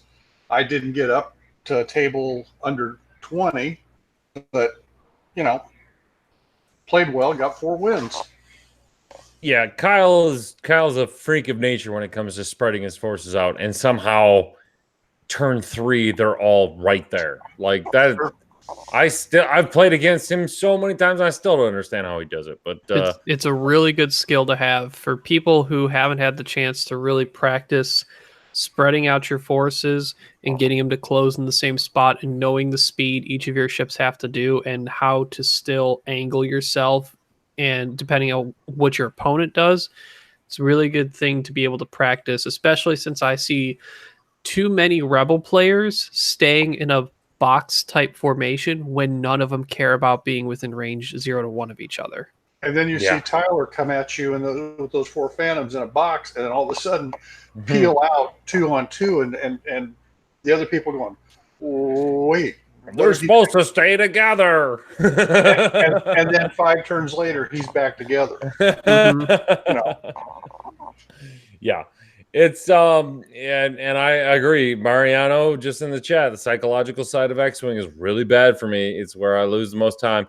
I will say the psychological side about X-Wing is why I lose 100% of the time, because it's either A, I'm way too into my own mistakes, or one, I'm too drunk and I just don't care. So we can notch all that under concern point number 1. Okay, Current well, meta bugaboos. man, we got way off that, but I want to skip ahead to what was released at the at our wonderful, way better streaming than what happened with Wave 3, because man, they were on top. Can we give a round of applause to FFG for the way they treated this last stream? Because that was fantastic. The only thing I missed was the close-up image shots of the cards. They were angled this time and not directly on it. Yeah, That's but my they were only little thing. But they were enough where you could read them, and Sure. they left the camera there long enough that you could read them. Like that was, and they did an excellent job, guys. You learn from your mistakes, and you did a very, very good job. Let's talk about fucking Wave 4, because holy shit, there's some serious cards coming in this wave. I want to start out. It's not going to be chronological, but I want to start out with the one that I right away indicated, like, wow, this is a game breaker right here. And I want to go with the Resistance condition card. That comes from the droid GA97, a crew slot for the Resistance. I guess to set up the condition card, it says setup before placing forces. So before you put anything on the board, you may spend 3 to 5 charges. It has 5 charges, and they have a point up for it. If you do, choose another friendly ship and assign it's the Resistance condition. And this also gives you the calculate. And this is a may, not a must. I would think I was listening to Gold Squad. It sounded like they treat it as a must thing. You can choose not to do this if you want. So, the condition that is put on your friendly ship is they start in reserve. When you deploy, you are placed within range 1 of any table edge, but beyond range 3 of any enemy ship. At the start of the round, if all of the friendly GA87's charges are active, so when they recharge back up and they hit 5, based on you spending 3, 4, or 5 charges at the start, you must deploy, then remove the condition card. If the friendly GA97 ship is destroyed, they must deploy on the turn it's destroyed in that moment, but gain a disarm token so it can't shoot in the middle of shooting. Okay, this is bonkers crazy, because I'm sorry if you don't put this on Poe, or Lulo. Lulo. Oh my God, Lulo! I didn't even think of Lulo. Lulo is fast, tends to die early because your opponent wants to point at them and kill it. But guess what? They can't shoot them if they're not there. Oh my God, Lulo is such a good target for this. This is crazy talk.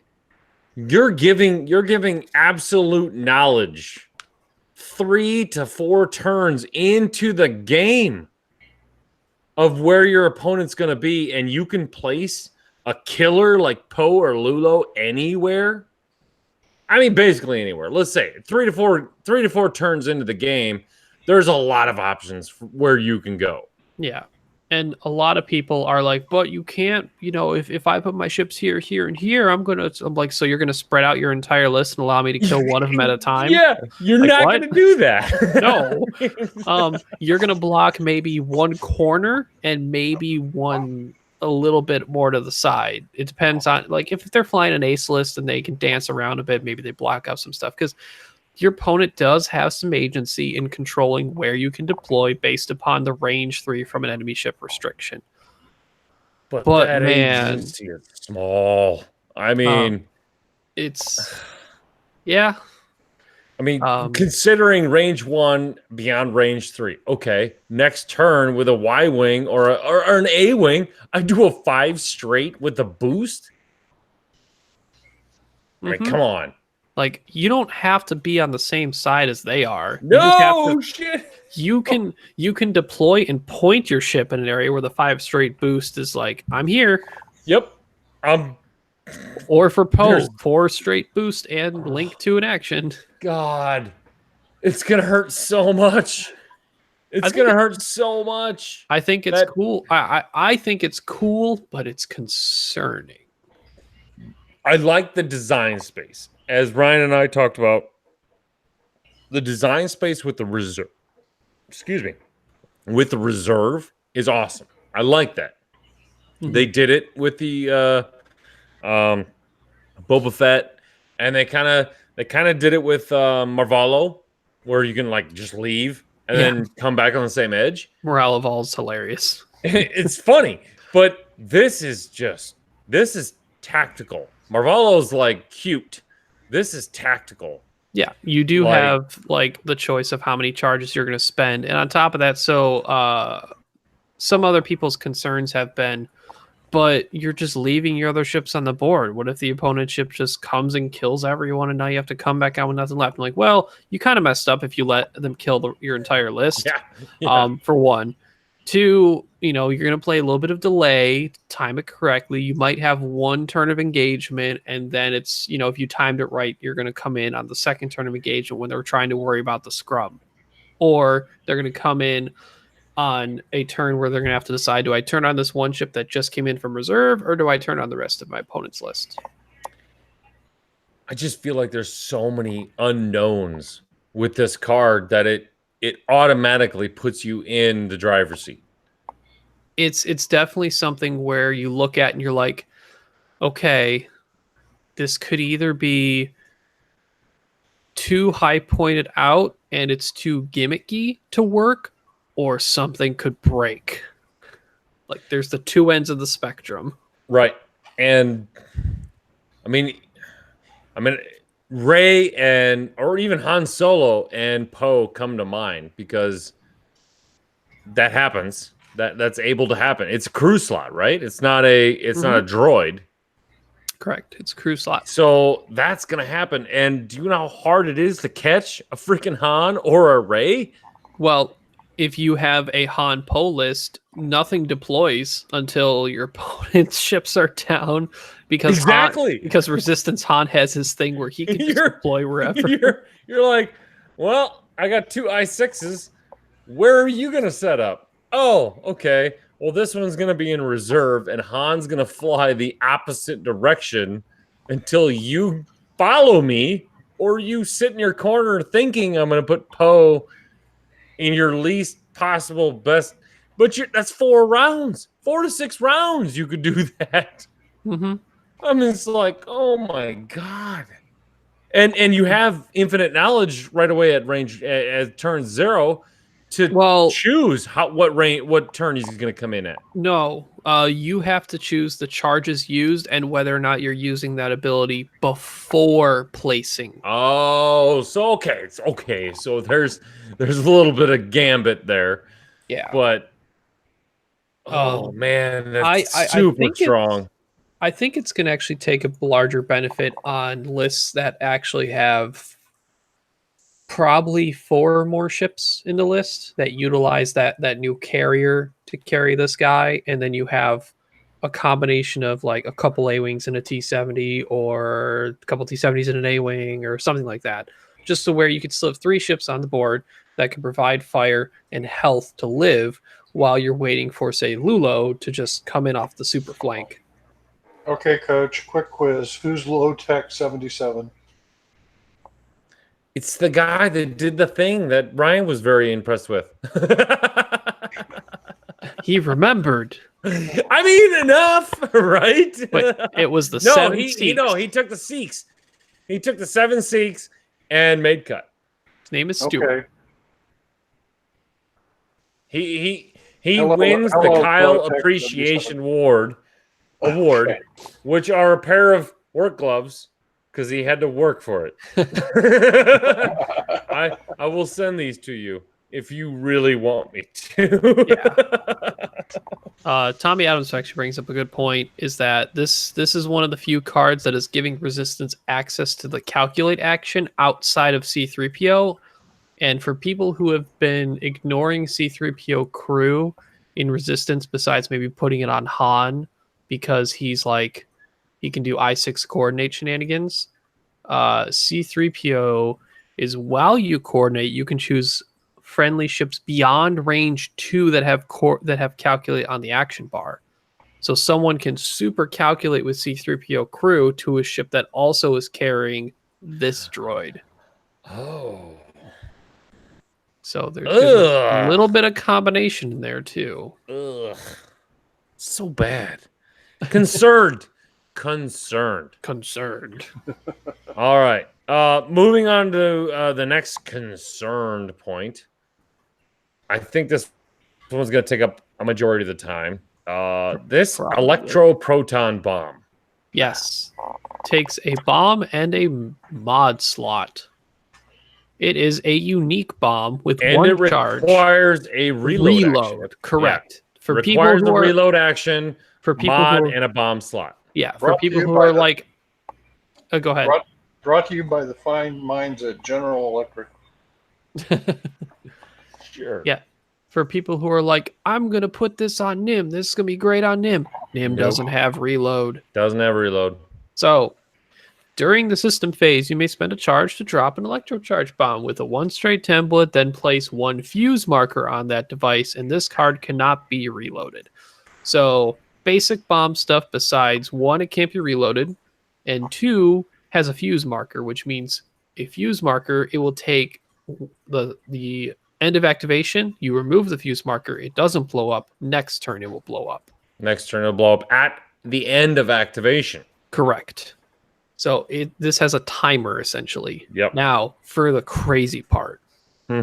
When it does blow up, each ship at range 0 to 2. 0 to 2, people. 0 to 2. For the chat, 2. 2. 2. Hello, Fucking cluster minds. 2. There's a definite 2 on this bomb. And then Wait. after, Wake up, Padre. This is Yeah. a cluster mine. and then each ship rolls 4 attack dice. Each ship loses 1. Wait, let's see. Blanks. Each ship, for Well, as many so- blanks as you roll, Yep. a ship loses a shield. Correct. For each focus or hit, a ship receives an ion token. For every crit that you roll, you receive a disarm token. Yep. Fuck you, Sabine. I'm going to take my electro. Oh my God. Oh, Jesus. And you. So here's the weirdest part about this card that I'm the most concerned about. It is not faction restricted to the prequel era where this originally showed up. And I am concerned now because of Sabine crew that can do shenanigans with that, there's the fact that it's available in other factions is concerning. There's something will break in there somewhere. Oh, I can tell you where. It's Probably Rebels. it's Resistance. There's also Trajectory Simulator. It's the Star Fortress with the trajectory simulator. This bomb. Sabine's not floating around, but they have the new pilot, which we'll get to. That that dial didn't work. Let's just dial in whatever the fuck we want. Oh, But no, Sabine and this bomb will literally kill anything. well, so it's not actually doing damage. No, I know. Well, you know what I mean. Besides the Like, it will shield. literally. But you will severely mess up where they want to go, what they want to do, and you're messing up their plans. This is very much a scare tactic that can help herd ships to a certain location. Because they have a whole turn to get out of it, that does mean that they have a chance to get away from the 0 to 2. So it's... Yes, it might be pointed out of like usage. Like a couple people might start trying it, find that nothing really gets hit by it that often unless they also sacrifice their own ships to do bumping, some to block their escape routes, right? So we'll have to see what happens on the points on this one, and if the fuse is a detriment to it, to where because it takes a whole nother turn for it to go off, it allows your opponent ships to escape, and your only way of stopping them from escaping is putting your own ships at risk. That's something that you'll have to take in terms of a calculated risk. It's a scare tactic. Yes, I get that. And it's going to be a very expensive bomb. But probably the most expensive bomb. It's because you're probably not going to put this on anything that isn't able to pop this thing out where it's not the normal one drop. It's going to be Iman Azamine. It's going to be Star Fortress. It's going to be Trajectory Simulated. And we all know if you put this in front of a ship, that's 2 rounds that ship loses from engagement. Probably at least one. Yeah, at least one. Which can be huge if you're smart enough to set up for that. If you pair it with Sabine, you can potentially get an ion, a disarm, shields gone, and a tractor beam. Or jam. All in one bomb. Too. All in one bomb. That's a bad bomb. Bad bomb. Would we be having this discussion if it was 3 dice instead of 4? Probably not.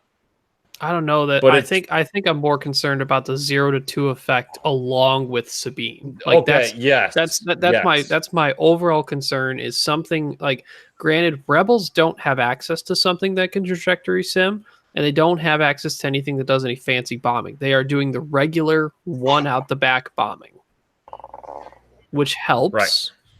But K-Wings still work really well in bombing things right now. So it clearly can happen, and at a 0 to 2 range is more likely to happen. And then on top of that, Sabine's ability just makes that a bigger no-go zone. And to point out the obvious, Nim can just keep it there. Yep. You can throw this out there, and Nim can just be like, that's not going to go off. Mm-hmm. Yep. Nim can just say, this area right here, you should not go in for the whole game. Don't go. And the great thing is he can fly through that area. That you potentially put a 0 to 2 bubble for friendly ships to fly through where no enemy ship is going to fly through. That's a big bubble. Yep. You just have another ship in the list be carrying that bomb, and Nim be somewhere in the list. Which right away screams, okay, this is fantastic for Predator, because Predator is tough to pull off. You have to get the ship in the lane. You got to get him in the bullseye. Well, if you plop this thing right in the middle of the board, they have 2 lanes they go by. So does this elevate Predator? Does this elevate all these bullseye arc abilities? Does it? Crack shot. All these things. It makes it. You extrapolate what this bomb does, especially with Nim. It makes all these bullseye arcs much better. Much better. Yeah, so on a level of multitude bullseye arcs, I think that's true. I think it definitely hurts aces more because their dials matter more and where they can escape to. And if they get caught by this bomb, it hurts them even further. So then if you're thinking about the Nim tactic of just having it in a scum list and Nim hold it, that just means that's an area that ace should not go for the game, which just closes off some of their maneuver section. Yeah. So it hurts. In a way, it hurts high ship count by closing off an area because, whether Nim's in there or not, it's just going to affect more ships in your opponent's list. If it's less ship count, and it's ace style, Nim's going to make that more effective because he can hold it versus just having it being thrown out there with the fuse. Right. Does this make Scum a little better? I mean, really, the only ones that Scum can take this on are, I mean, let's talk hyperspace only. Oh, well, so hyperspace doesn't have Nim. Yeah, that's true. And I think Nim's the key in that. They're still kind of fucked. Yeah, actually, I think in hyperspace, the only way they can take it is through Emon Azamine or just a fire spray with Andrasta. But still, with Emon, I mean, it's still, I mean, she poops those out with a 3 hard. Oh yeah, that could definitely do. You really gotta pay attention there. So Y-Wings can take it. The fire spray with Andrasta title can take it. And I believe Gold Squadron missed K-Wings. K-Wings can take this bomb. Oh yeah, Scum wise though, I think it's just the Y-Wing and the Andrasta title, because everything else either just has everything else with a bomb does not also have reload besides a Y-Wing and Andrasta title and Scum. Yeah. No, that's right. So it's just, I see these things coming. I see them and I'm like, oh, you compare them with quad phantoms, you compare them with Fat Han, you compare the new bomb that's coming out, this new condition card that lets you set up wherever the fuck you want to. Is 1.0 creeping back in?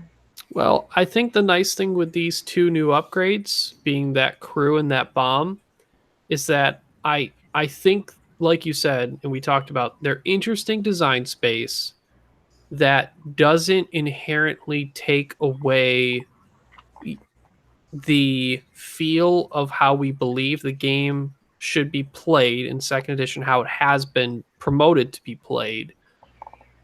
And if it does hurt it, it's probably because it just costs too cheap. And I think just pricing it correctly, I think will be okay. Yeah. I agree with the whole...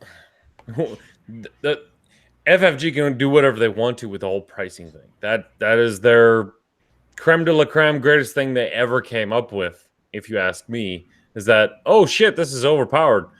It now costs 30 points. Yeah. It's like, a year from now, we're like, it costs 20 points now.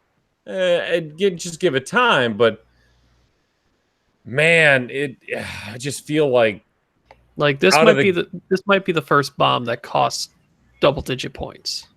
Oh, if it doesn't, then they messed up big time. Because this is a game. 7's still a lot for a bomb. Granted, procs -6, that's not crazy. So, I mean, its only actual damage is to shields if it rolls a blank. So, I'd be concerned if it's under 8. Let's put it that way. If it's under 8, my concern level is going to go to orange instead of DEFCON 2. DEFCON 2. The beige that we're at right now. But it's still a super powerful bomb that they created. I mean, they had to have known that this was going to be a powerful component to X-Wing. Yeah. Have you watched Clone Wars where an episode features this bomb? No, I haven't. I haven't seen that one. It's a very devastating bomb that hits electrical based things. So shields, ion damage, and disarm tokens, like that all makes sense. It's definitely has that devastating range of 0 to 2 feel. I don't know why it needs to be in other factions besides the prequel factions where it actually existed. That just because Sabine exists, because the Star Fortresses have, trajectory sim, which is on a lesser level, we might be safe from that. But the Sabine's the highest thing that concerns me. Like, I don't know why this wasn't only Separatists and Republic. And I think we wouldn't be going crazy about this. Would you think because they had to add Scum in there as well? I mean, just because Scum is timeless. Yeah, I know Scum's another one too. Like, they're supposed to be anyway. Nim has the potential to make this thing just lock off a large area of the board. Usually, before it was range 1, which it locked off a lane because it blocked a lane where he put it, but didn't lock off right. It's a sizable section of a board. It's a very big section. It's the middle of the board. Yeah, if put down correctly. You put your range 2 ruler and you do a circle from the middle of the board. That's a lot of the board. Not saying we're not going all Chicken Little on everyone, but we're concerned about it. There's a couple of components in Wave 4 coming out that are just like, did you overdo it there? Maybe a little bit. We'll see, as always, because we're podcasters and we technically don't know really anything until we actually have it in our hands. Don't let anyone else fool you. We don't. It's okay. But, we lost chat a while ago. Yeah, I know. Fucking Nami shows up and the goddamn chat start talking about Power Rangers and shit. God, nerds, grow up. I will say talking about plastic Star Wars ships. The one thing Tommy pointed out, which I do thoroughly like, and I've kind of, I thought he was just a throwaway, and I think he'll be overcosted, but we'll see. But the droid unique that they showed off, the DBS 404, remember that number because his preservation protocol is not found. 404 not found.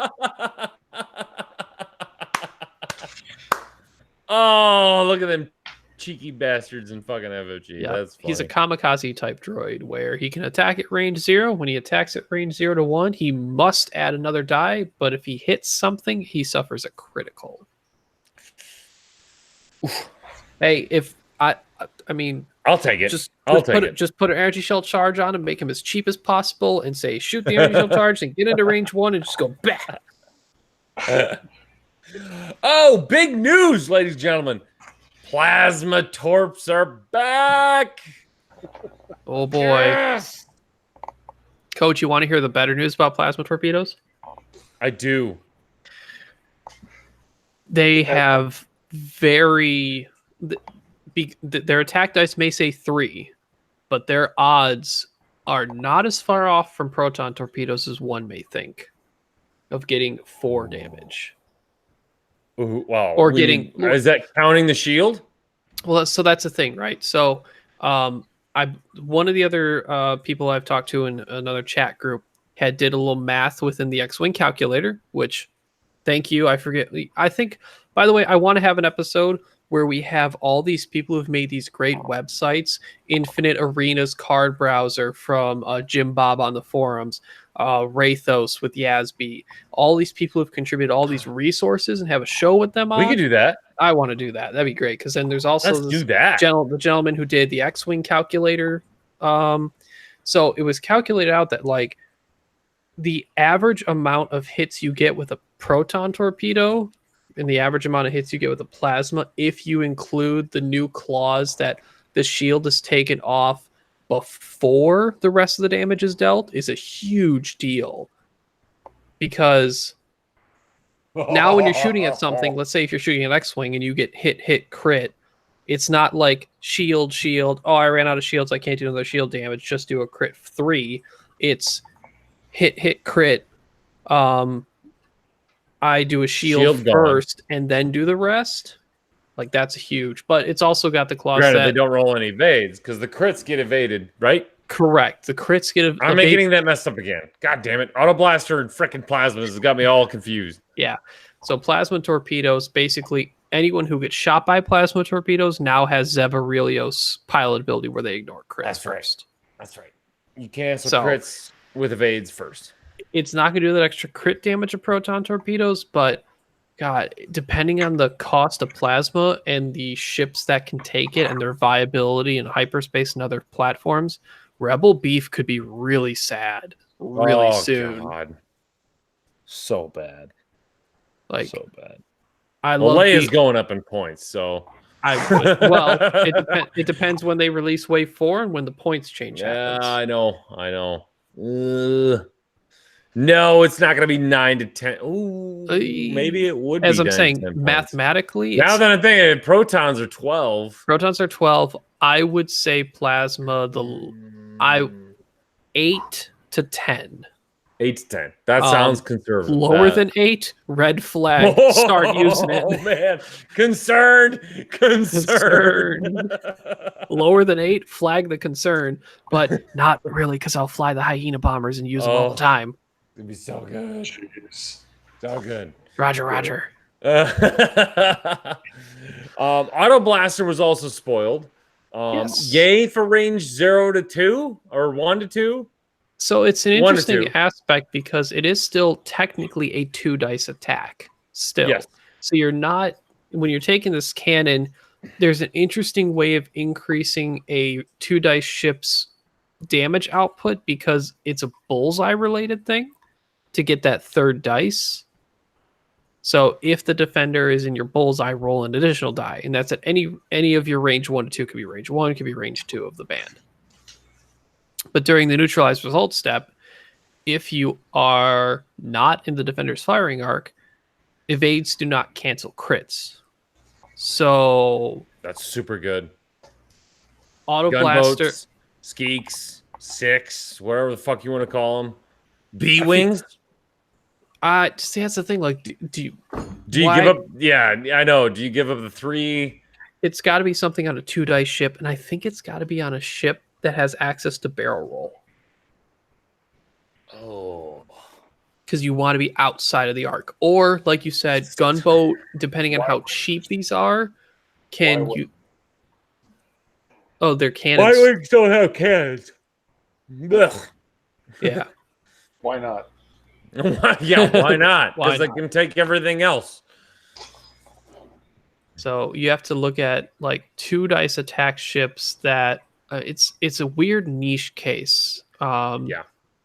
So it'd be interesting to see where this goes and where it can be effective, because it's not like it's the hits that get ignored. So it's a cannon, not a turret, right? Correct. Cannon. Yep. A 2 die. I would say this helps Skix a lot. I think Seeks are probably the biggest Seeks, winners. Sure. There you go. Skix, yeah. I don't see anything in Tower. Empire that tells me, because cannons in Empire are already on lambdas and defenders, and they already have 3 The dice only thing attacks. is gunboats, and Yeah, that's gunboats. because they can take the title with the disarm. Yeah, you can still shoot. I mean, and that's something. That's pretty good. That's the big part, right? Gunboats could still shoot with auto blasters while doing a slam with that title with the 2 dice and actually do 2 damage instead of just 1 from like an ion cannon. Right. Well, they can do 3 if you catch them in the bullseye. Correct. I think that's going to make those 2 ships that severely need help. I think. I mean, well, System Open Champion just won with 4 gunboats, but they're 1. Yeah, I would. I'm going to voice your opinion. Where take these on 2 attack dice ships, and there's it not gives many. them it just gives them a boost to their original attack. Yeah, there's oddly not many 2 die attack ships with cannons. It literally is Seeks and gunboats. That's it. Unless I'm severely missing something, but I'm pretty sure. Like, there's a lot more 3 die attack ships, but not 2. Yeah, I mean, you got to have a super. I mean, I still don't know if I take this on defenders. No, not at all. Not at all. Defenders are already expensive. It depends on what it costs, I guess. I mean, if that's it's going to be 2 points, I guess maybe the ship that it comes with, the resistance transport. It's a 2 die attack and has access to barrel roll. Yes, there you go. Okay, no, there's the 3rd one. The one that probably the big one, not the poor the. Yeah, the big one doesn't have barrel roll though. Doesn't it have a red? No, it doesn't. It's the small one that has barrel roll. Oh. I mean, it still might be worth it, I guess. What gives barrel roll? Elusive. Oh no, nothing can give barrel roll. It can turn a red to a white. Oh, that's right. You can't give anything a barrel roll. Yeah. Okay, so it's a.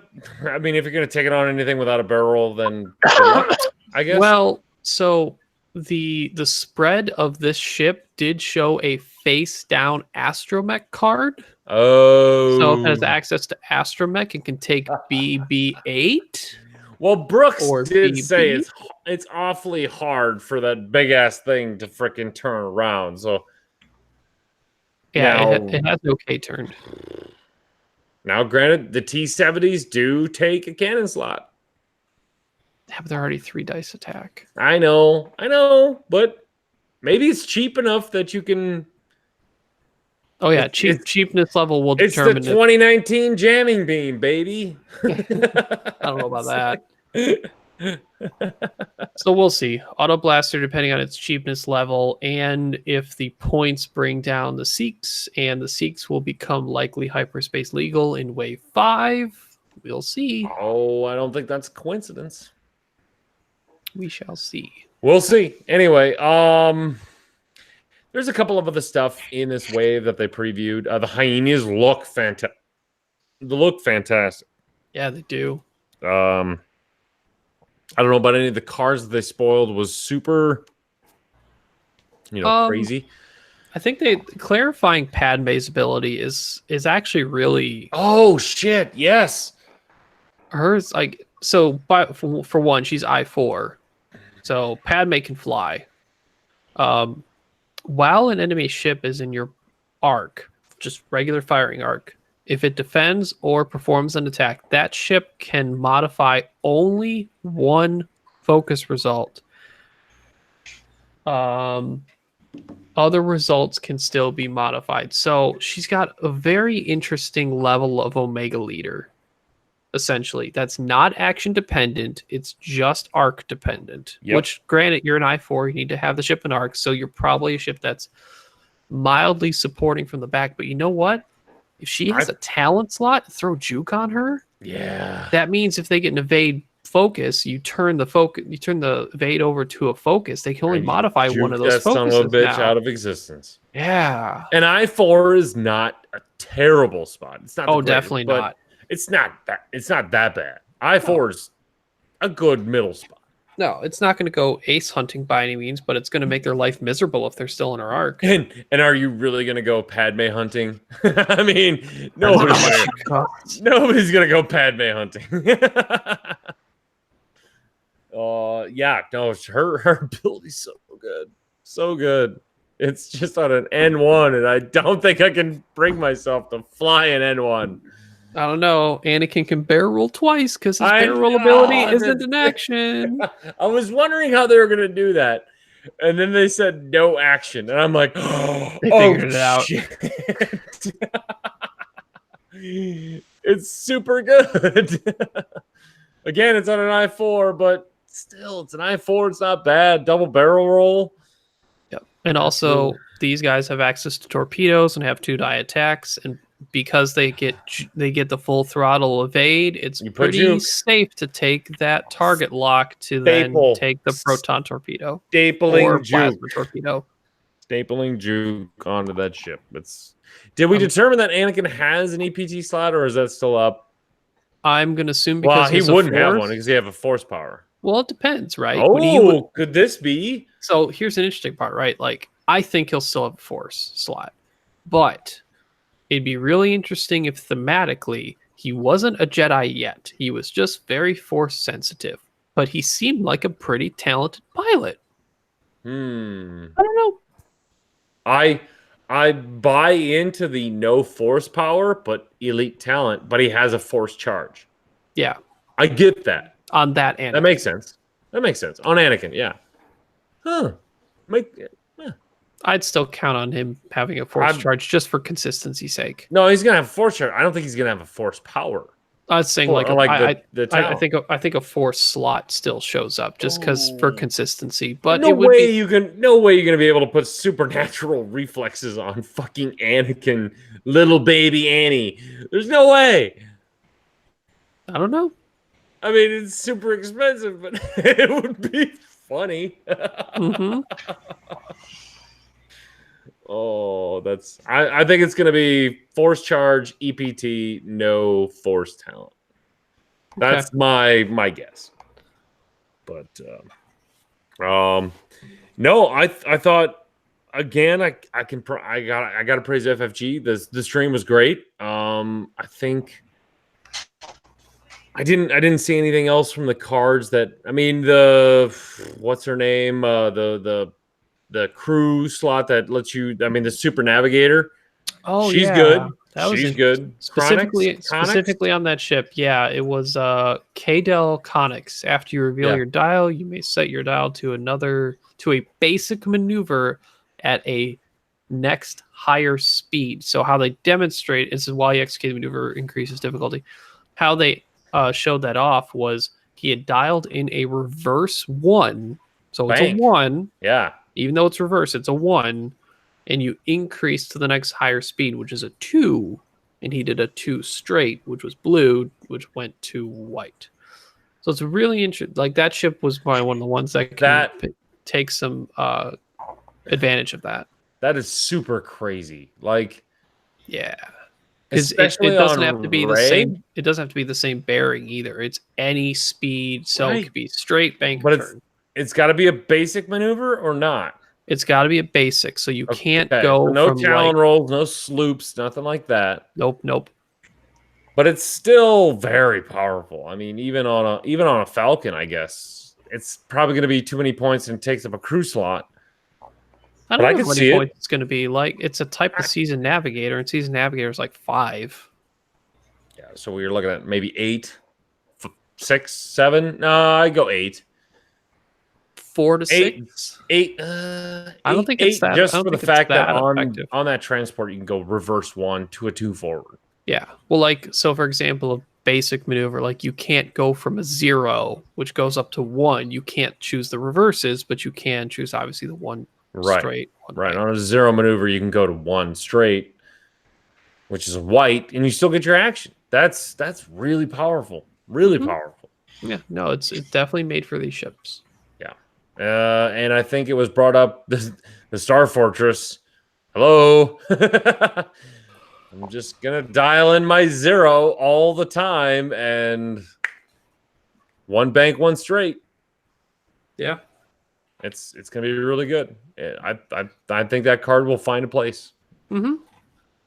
I think everything we've seen will find a place depending on the cost of the powerful stuff we see and stuff like Auto Blaster, where we're like, this has very niche spots, but if it's cheap enough, it'll be used. And that's what I liked about the Wave 4 kind of a preview that they did. Every card had a place, right? Yeah. A ship had a need for that card. And a lot of the cards had extended, life or places they could go. But if you're going to fly a resistance transport, you should probably put this card on there. If you're going to do this, you should probably put that card on there. I like the way that they did it. I thought it was very well thought out. Kudos FFG again. Just a little concerned about some of the other cards. I will see when we get it in our hands, but it'll be interesting. Let's just say that. Mark, he's still here, ladies and gentlemen. He's still here. I'm here. Do you have a get off my plate mat segment? No. Oh, fine. Well, I don't have anything to be angry about. Now, if this weekend goes well and I get dice, I'll have no reason to ever come on a podcast again. Oh, God, don't let Mark get dice. I will say I do have some level of beef right now, though, because I know we love the beef. So, Wave 4 article, the very first preview, came out February 8th. February 8th. And the only news we've gotten about Wave 4 has been the stream that just happened. There have been no articles. FFG, where you at? I wonder if we can chalk that up to the fact that Wave 4 literally only has, 2 new ships? 3. Hyena, Naboo, Resistance Transport. That's right. Wave 5 only has 2 with that's bullshit, FFG. Come on. You got to keep us in business, baby. Otherwise, the next few weeks are going to be, granted, like, The projected time this comes out is mid-June. A lot of people are saying June 20th. That's a Thursday. Normal day. It will be on a Thursday, I can tell you that. Yeah. So, yeah, they got time, but I want to know what the tactical relay for a Hyena Bomber is. Come on, man. I want to know what Leia crew and all those other crew for resistance transport is. Well, then they have plenty of time to put out an article if it's June 20. Yeah. I think they were just, we need to get shit out. It was Celebration. It was Adepticon. It was like there was a string of events there that they had to put. They had to feed the masses something. Yeah. And Yeah, then we're on all- top, we are leading up to May the 4th. So I do kind of expect a solid amount. Like, we haven't even had a Star Wars article since the Yeah. Outer Rim one that happened today, 2 weeks ago. So I'm feeling that the rest of this week may be plenty of Star Wars articles, whether That's it's true. Legion or Destiny or X-Wing. Outer Rim looks really, really good. I can't It wait to does. see that. I'm gonna buy it not just for the dice. It does look cool. Again, I'm sorry, Wade, but man, they dicked you over. So, anyway, I think that's gonna wrap the show up a little bit. Let's do some shout outs, starting with Mark. I want to shout out our guests from 2 weeks ago, Kevin and Tyler. It's always fun to have Tyler around because he always has something to talk about. Oh, that's an understatement. And Kevin was just a joy. Good person, good player, good competitor, good family, and said a lot of really kind things about my son. So proud dad here. And I'm enjoying the way things are going right now. Got a trial this weekend. Hopefully I do well. And then the CAC in a couple of weeks. And then my X-Wing is pretty much shut down until Gen Con. So other than that, I'm good. I like it when Mark's good. Tomsky. I'd like to, now granted I wasn't in Denver, but I was at Adepticon. I'd like to shout out everyone who has been a part of so far and for the coming system opens, everyone who has helped judge, help run, help organize, and be a part of anything Star Wars FFG related in these system open level events, whether it's X-Wing or anything running alongside X-Wing, Legion, Destiny, all that stuff. We really appreciate you, even though it may not be said all the time, but I want to make sure anyone who has helped out along the way to help run things as smooth as possible, even when BCP sometimes messes up, but granted, it's been okay. We very much appreciate you, and thank you very much, and I heard it enough from the Adepticon guys how much they enjoyed my wife's cookies. Your wife's gonna have to have an alt art card or something like that. Oh God, that'd be awesome. I don't even know who it would Tomsky's be. wife cookies. We'll make bomb tokens. Oh, the fuse tokens. The fuse, yes, there'll be little cookies. They're just tiny little chocolate chip cookies. One will have chocolate chips on them, and then you flip it over, they don't have chocolate chips. Oh, it'd be so good.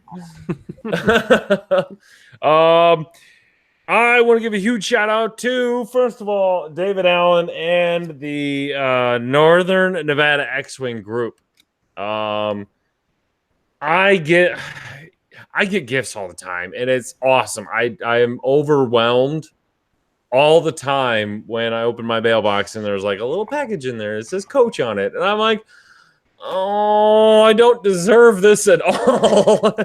Oh, really quick, interject. Speaking of which, thank you, Michael Bird. I got my first package from a fan of OCX. Yes, you do your shout out for. I mean, no, let me do this one first. Okay, I'm already halfway in it. I So already anyway, finished mine. You're Northern good. Nevada X-Wing. You can check them out at www.nnxwing.com. They have their own website. That's awesome. Anyway, he sent me a ton of alt art cards. And all of them are fantastic, and I love them all. But the creme de la creme is he sent me the awesome Whisper card where she's just like, I mean, she's just a badass. I mean, look at that. It's so beautiful. Ever since I saw that artwork, I wanted one for so long. And I don't know if I mentioned it or not, but he must have heard me and he sent me one. And I'm super, super grateful. He also sent me like tokens and he sent me like stickers. And this thing, which I'm not quite sure, I think it's a window decal, but I'm not quite sure. So this will be interesting for me to figure out what to do with. But I want to super thank the Northern Nevada X-Wing group for everything they've done. I promise you, if I'm ever in Vegas, Kyle goes to Vegas all the time. That's probably not Northern Vegas or Northern Nevada, though, is it? No. That's kind of. I will send Kyle on a trip through the desert to go see you guys the next time he's in Nevada. Either that or next time I'm in Las Vegas, I will try to make it out there and see you guys. Topsky, you have a very special thank you to give out to someone. Oh yeah, I basically went and this through is it. Super special. Yes, Michael Bird sent some awesome alt arts, and this is a partial shout out for people to also check this out. It's a website called Endor Finders, ENDORFINDERS.com. They provide custom patches, lapel pins, challenge coins, and running medals. And Michael Bird had overheard and listened to OCX / maybe another podcast I was a guest on, talking about attempting to recreate the Wolfpack Squadron based upon Plo's Bros from the Clone Wars. And they have a little cool symbol medallion lapel thing that has the Wolfpack sigil logo on it. And then on the other side, it has all the helmets of the main troopers from that squadron. Unfortunately, the cost of Plo Koon and some of the other pilots that I wish to put together for the squad don't really line up for something too competitive right now, but it is something that is still fun to play. Epic! Epic! All the bros. But he also got me the Merrick Steel from the Helmet Series exclusive edition from the Steel series. He got me a couple of Onyx pilots, being an old Tarok and an Iden Versio. And from the Black Sun Trials, a holographic Darth Maul. It's very cool. It's so pretty. So I very much appreciate Michael Bird. I also very much appreciate the rum you gave me from New Jersey. That was well shared at Adepticon. This was also Topsky's very first fan mail. Yes. So, yay! You made it to the big time, sucker. So now we're not quite on fan club status. I don't know if any of us will be. But...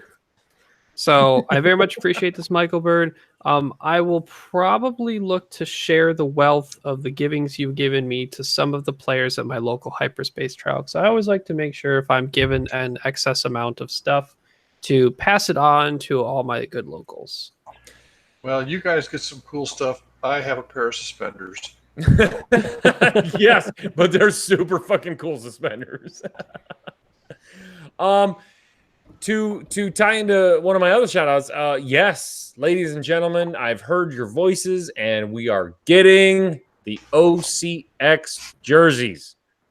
They will be on a web store on the Facebook page that you can order your shirt from. I have been told that like 80% sure you can get your name on the back. The 2 stays the 2. You cannot change the number. I'm sorry. We're calling these the groupie chat jerseys. So 2. they will always be 2. You cannot change the number. That is very specific. But Jerry's sad he couldn't do 1.5. sorry, Jerry. But what I am thinking is now that we know about Ender Finders, I wonder if we can't partner up with them. And OCX is Open Community X-Wing worldwide. So we have a lot of patch overs, and I would love to see if maybe we can get into contact with Ender Finders and do maybe a promo code for them to do all of your local patches that you can put onto your OCX jersey. There you go. Yeah, they do. They do custom patches. Super fucking cool in my mind. So we will get into contact with them and see if we can't get anyone who's ordered a shirt or wants to get a jersey. See if we can't get a promo code or something going on there for Ender Finders to get your local squadron patch on the sleeve or somewhere on your jersey. So I just want to let you all know that the Sunterfell color is picked out.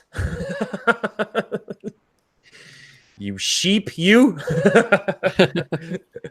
But no, I appreciate all the feedback. It looks like blue is going to win out.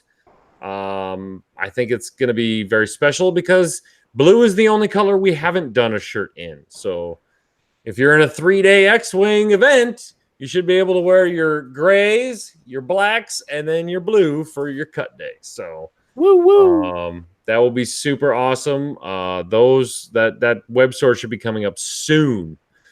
I want to give a shout out once again to all of our listeners, all the people watching on YouTube, download our episode, part of our Patreon, on the Facebook page. I want to give a big shout out to the groupies. They haven't had a shout out in forever. And there's so many of you still left in there. I forget how big that group is sometimes. And rarely do we have people leave. I'm sure it's always muted, but that's fine. You're still a part of the community, and we love you. You guys have been with us forever. And those guys from Australia start pinging my phone at 5 o'clock in the morning and don't stop. Oh, that's great.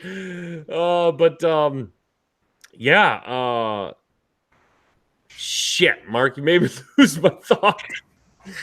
Oh, what was I gonna Mark Stewart, say? most muted group chat in Facebook history at this rate.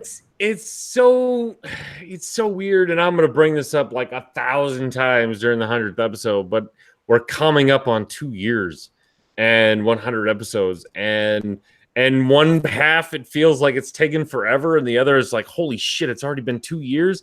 It's weird. It's that weird time warp state of mind. But there's been so many people in that chat since the beginning, and I just want to thank all your OGs. Charles Baker, Lieutenant Catch, where are you? He's succumbed to Apple. Your sabbatical has taken long enough. It's time to come back home. But anyway, my last shout out goes to my co-hosts. As always, love you guys. I couldn't do the show without you. I mean, I could, but it just wouldn't be very fun. It would be a train wreck because I think we've tried that once before. It's not a good idea. You're just not grouchy enough. I know I'm not grouchy enough. I'm just too happy of a person. Just programming heads up. We are going to be going this weekend, or we're going to be recording next week Wednesday, so we will be live next week Wednesday as well. For the CAC, we're going to have Chad. Hopefully, Chico will be on to plug that. And then the next weekend after that is the 2-year, 100 episode extravaganza. Take the day off work. It's going to be a lot of fun. Or take the next day off work. Don't take the day off. We're not starting till like maybe 7 or 8ish. So, but it will be a lot of fun. I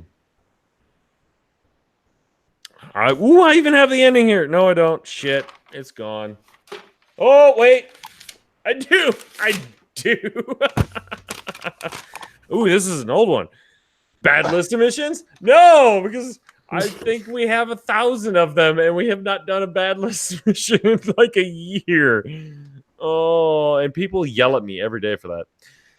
But if you have any questions or comments, bad lists or criticisms, email our producer extraordinaire, Montana, and he may or may not pass them along to us. If you would like to become a Patreon of the show, visit patreon.com/OCX radio.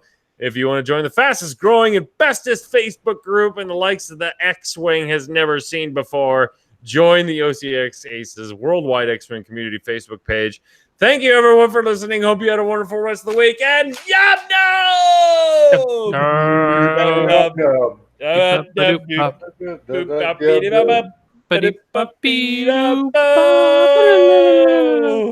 Did we even do a Yub Nub last week? Or last time? Did. Yes, we did. Okay. I fly Y wings in the dark. This is a super. Oh, wait. This is the end of the show, Aaron, when you're watching the YouTube for time stamps. This is a super old ending. How old is it? I don't know, but before, it's written well, on the okay. envelope. Well, see, here's the question: Is it before? I'm assuming it's before me old. Is it before Chico old? Let's just say this. The caption is Major Strident is the same as he was. Need to see what abilities pair well with his ability to determine if he will be useful. Oh, so it's still second edition. So it's I'm gonna like, go it was like Christmas time. Oh, and I got, like in first edition, the ability is lackluster. Okay, so it was when Strident was showing off, which was probably November-ish. I'm gonna go November-ish, yeah, somewhere around there when that could be interesting. I don't know. I mean, this could be all the way from who knows when. We're still taking bad lists, so it's got to be a while ago.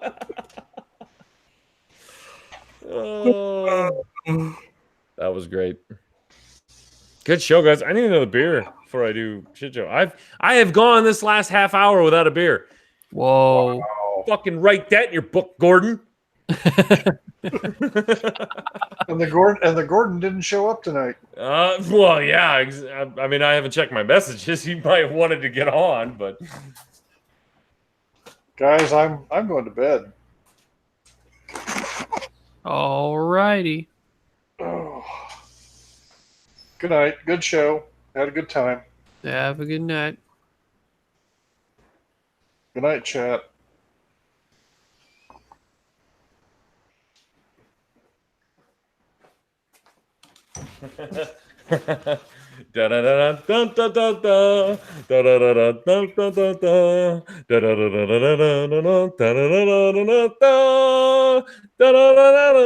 Welcome, ladies and gentlemen, to the Ask Your Personal Questions to our co-hosts, and we will try to answer them the best we can. Anything goes, doesn't matter what it is. Go ahead and post your questions into the chat, and we will try to answer them to the best of our abilities. Good night, Coach. Good night, Mark.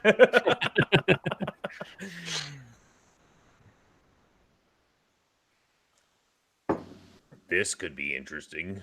Uh-huh. We're only doing this for like 20 minutes because I could go to bed too. Yeah.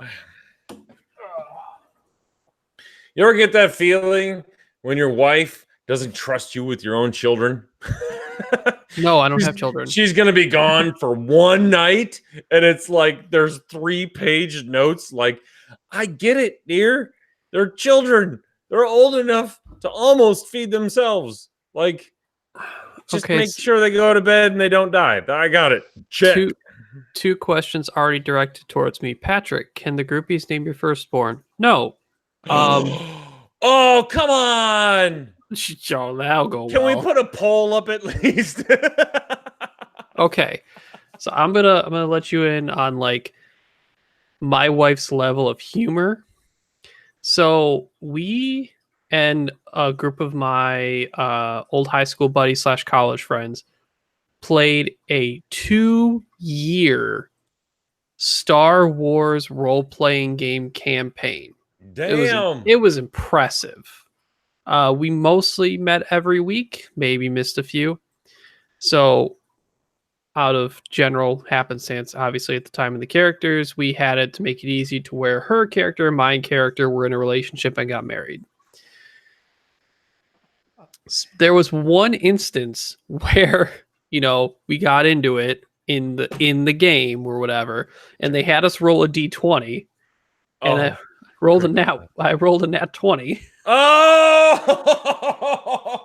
So a kid happened in the game. My wife's humor was to name the kid Synap.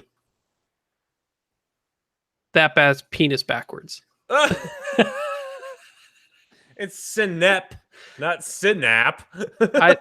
It's you don't want to call your kid Panis. No, it's what I said. It probably didn't come out right, but yeah. No way, Panis. That's a great name. Mark Stewart on Topsky. What grave personal sin are you attempting to make up for putting up with Coach this much? None. He's just putting in his year of service. After this, he's on. He gets his sabbatical or whatever. Haven't you learned nothing from Chico? If you can't tell, I enjoy being on podcast anyway. It's fun. I'm not that bad. No, I used to be bad. Oh my god, you came in like right at the coach pinnacle. I'm glad Chico and other people whipped you into shape before me. Man, Chico put up with a lot. Like, I get why he had to take a break. Like, I went back and watched some of them episodes, and I'm like, fuck. Woo. Golf season's rough. Oh, and no, I will not be abiding this Sunterfell shit in the fucking chat. The dude will not abide. The coach does not abide. There's a shirt for you. Yeah. The coach does not abide. This is going to be boring if it's all Ryan questions. I mean, granted, I've probably answered every question they could possibly think of. Well, they've only had 2 so far. I know. Terrible chat. We were naming Ryan's for no. Oh, Suter. Oh, jeez. Oh, you could name it Suter. No. And then middle name fell, and then Richard Sue would be like, "Oh, he named his." How is that not taking effect? What? Richard Sue for Sunterfell. I don't know. How was there not a alt art card for Sunterfell? It would be what? Richard. I still need. Oh shit, that's right. That. Wait. Oh man, I am so behind on what I told Patrick to do. Oh, so I'm gonna tease. I'm gonna be a little tease. I'm gonna tweak the nipples a little bit. I have set Patrick on a mission to do a new intro. Ooh. And it's gonna be awesome. Is it gonna be short enough for you to do? No, and not too long. I don't do anything. I mean, we might even get rid of the Good Morning X-Wing thing. I don't know. Maybe. Oh man, that's a freaking staple. We'll see how this turns out. But I mean, are you saying the intro would just be like Minox style, where they don't say anything to the intro? It's just recorded and put at the beginning. Sort of, but it's no. Like there will be a intro video wise.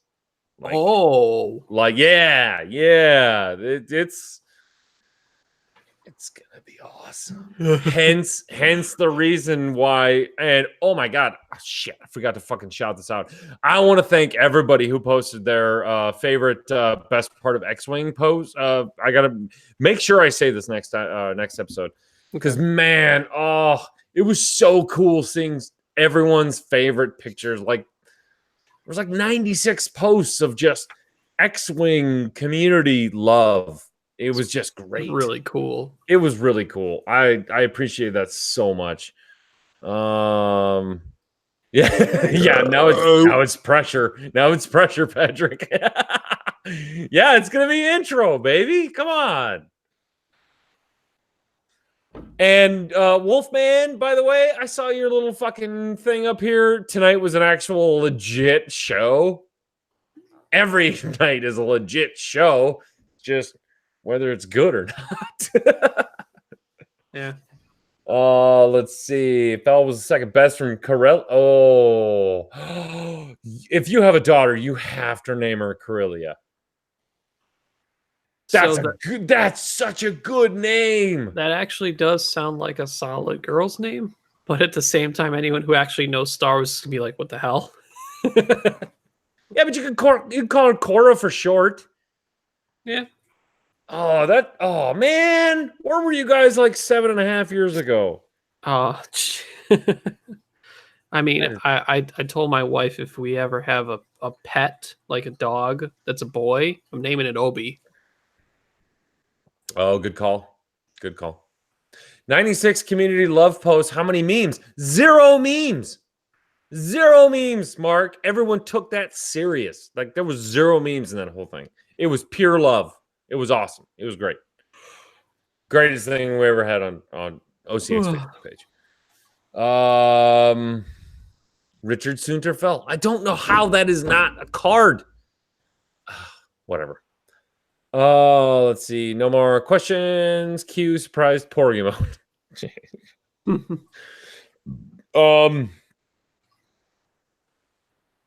Yeah, why does he need a picture? Well, I'll talk to Patrick tomorrow. Oh, I know why he needs it. Okay, I got it. Click, light bulb. Bing. Let's see. Anything else I can devolve? Any fun X-Wing celebrity? Oh, hey, what do you think about the idea of doing like a celebrity dish segment? Like they come on and they get 15 minutes and then you just freaking go unleash kind of a thing. Oh, like celebrity outlet?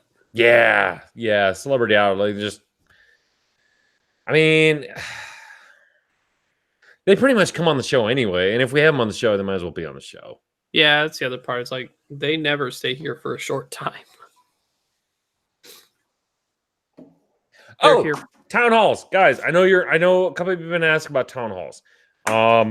We've been super crazy, and Ryan has been going above and beyond, getting great guests for the show.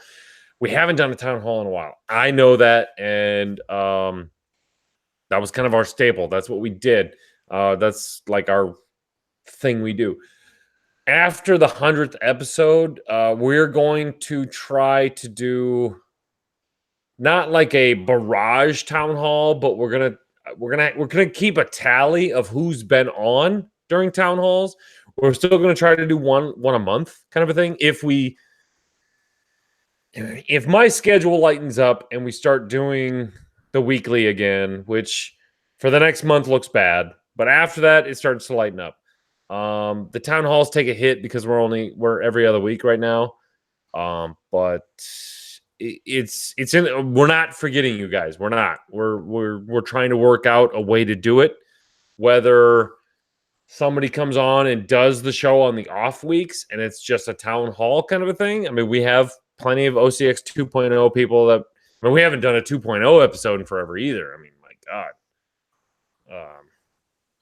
But it's just been crazy, guys. Life's just been crazy. But that'd be interesting. Derek said, us locals should crash the show some night. Fuck it, you guys can do it. Night off, baby. Coach is just in the background every once in a while, just drinking. Mm-hmm. Just be like, what? Town hall when you're down. Yes, I know. We're gonna get that going. Oh, I think other than that, I think that's pretty much it. No more questions. That's cool. I am more than welcome to cut the show short because it's 11:30 here, and I gotta wake up with the kids and adult shit. Adult. One of my grand scheme of plans that I have in the works right now is I mentioned that I wanted to get Zach Matthews' girlfriend on to see what it's like to be, the girlfriend and new player of X-Wing, but only, whatever. And Wait, does he have her play X-Wing? She plays X-Wing. What? Yeah, exactly. Awesome. Freaking hit the jackpot. I want to try to get a wives episode. Yeah. Really bad. I'm gonna get Josh Dunn's wife. He mentioned it, I think. Everyone get a decent line of communication with FFG again. I have been emailing FFG like every week yet, trying to get a developer on the show.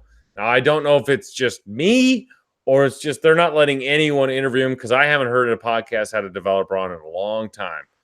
But they're getting my emails. They know they've sent me some responses that they're like, you can stop emailing us now. I'm like,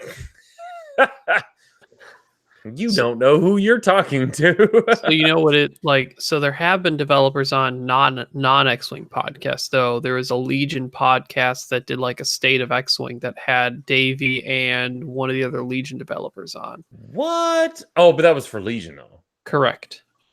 Yeah, I think X-Wing is on super lockdown right now. I don't know why. Everything's been released. Everything, there's no big reveals coming up anytime soon. So, if anything else, I'll get Wade back on, which he knows things, but he can't say things. Like, it's super funny. I wish I could post what I sent to FFG, the questions I was going to ask Wade the first time we had him on. And it was like, no. No. So we'll see. We'll see when that comes up. But anyway, good night, everyone. Go to bed. It's Wednesday night. It's hump day.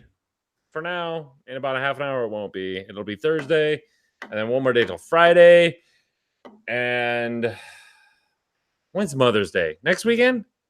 Mother's Day is next weekend. Next weekend. I know that because Hyperspace Trials on the 11th, and it's all happening in one day because they gave us not. Don't forget to give your mother something special for Mother's Day. They deserve it. And I think that's going to do it for the show, everyone. So good night. Sleep well. Thank you for watching. See you next Wednesday. Next week. Next week.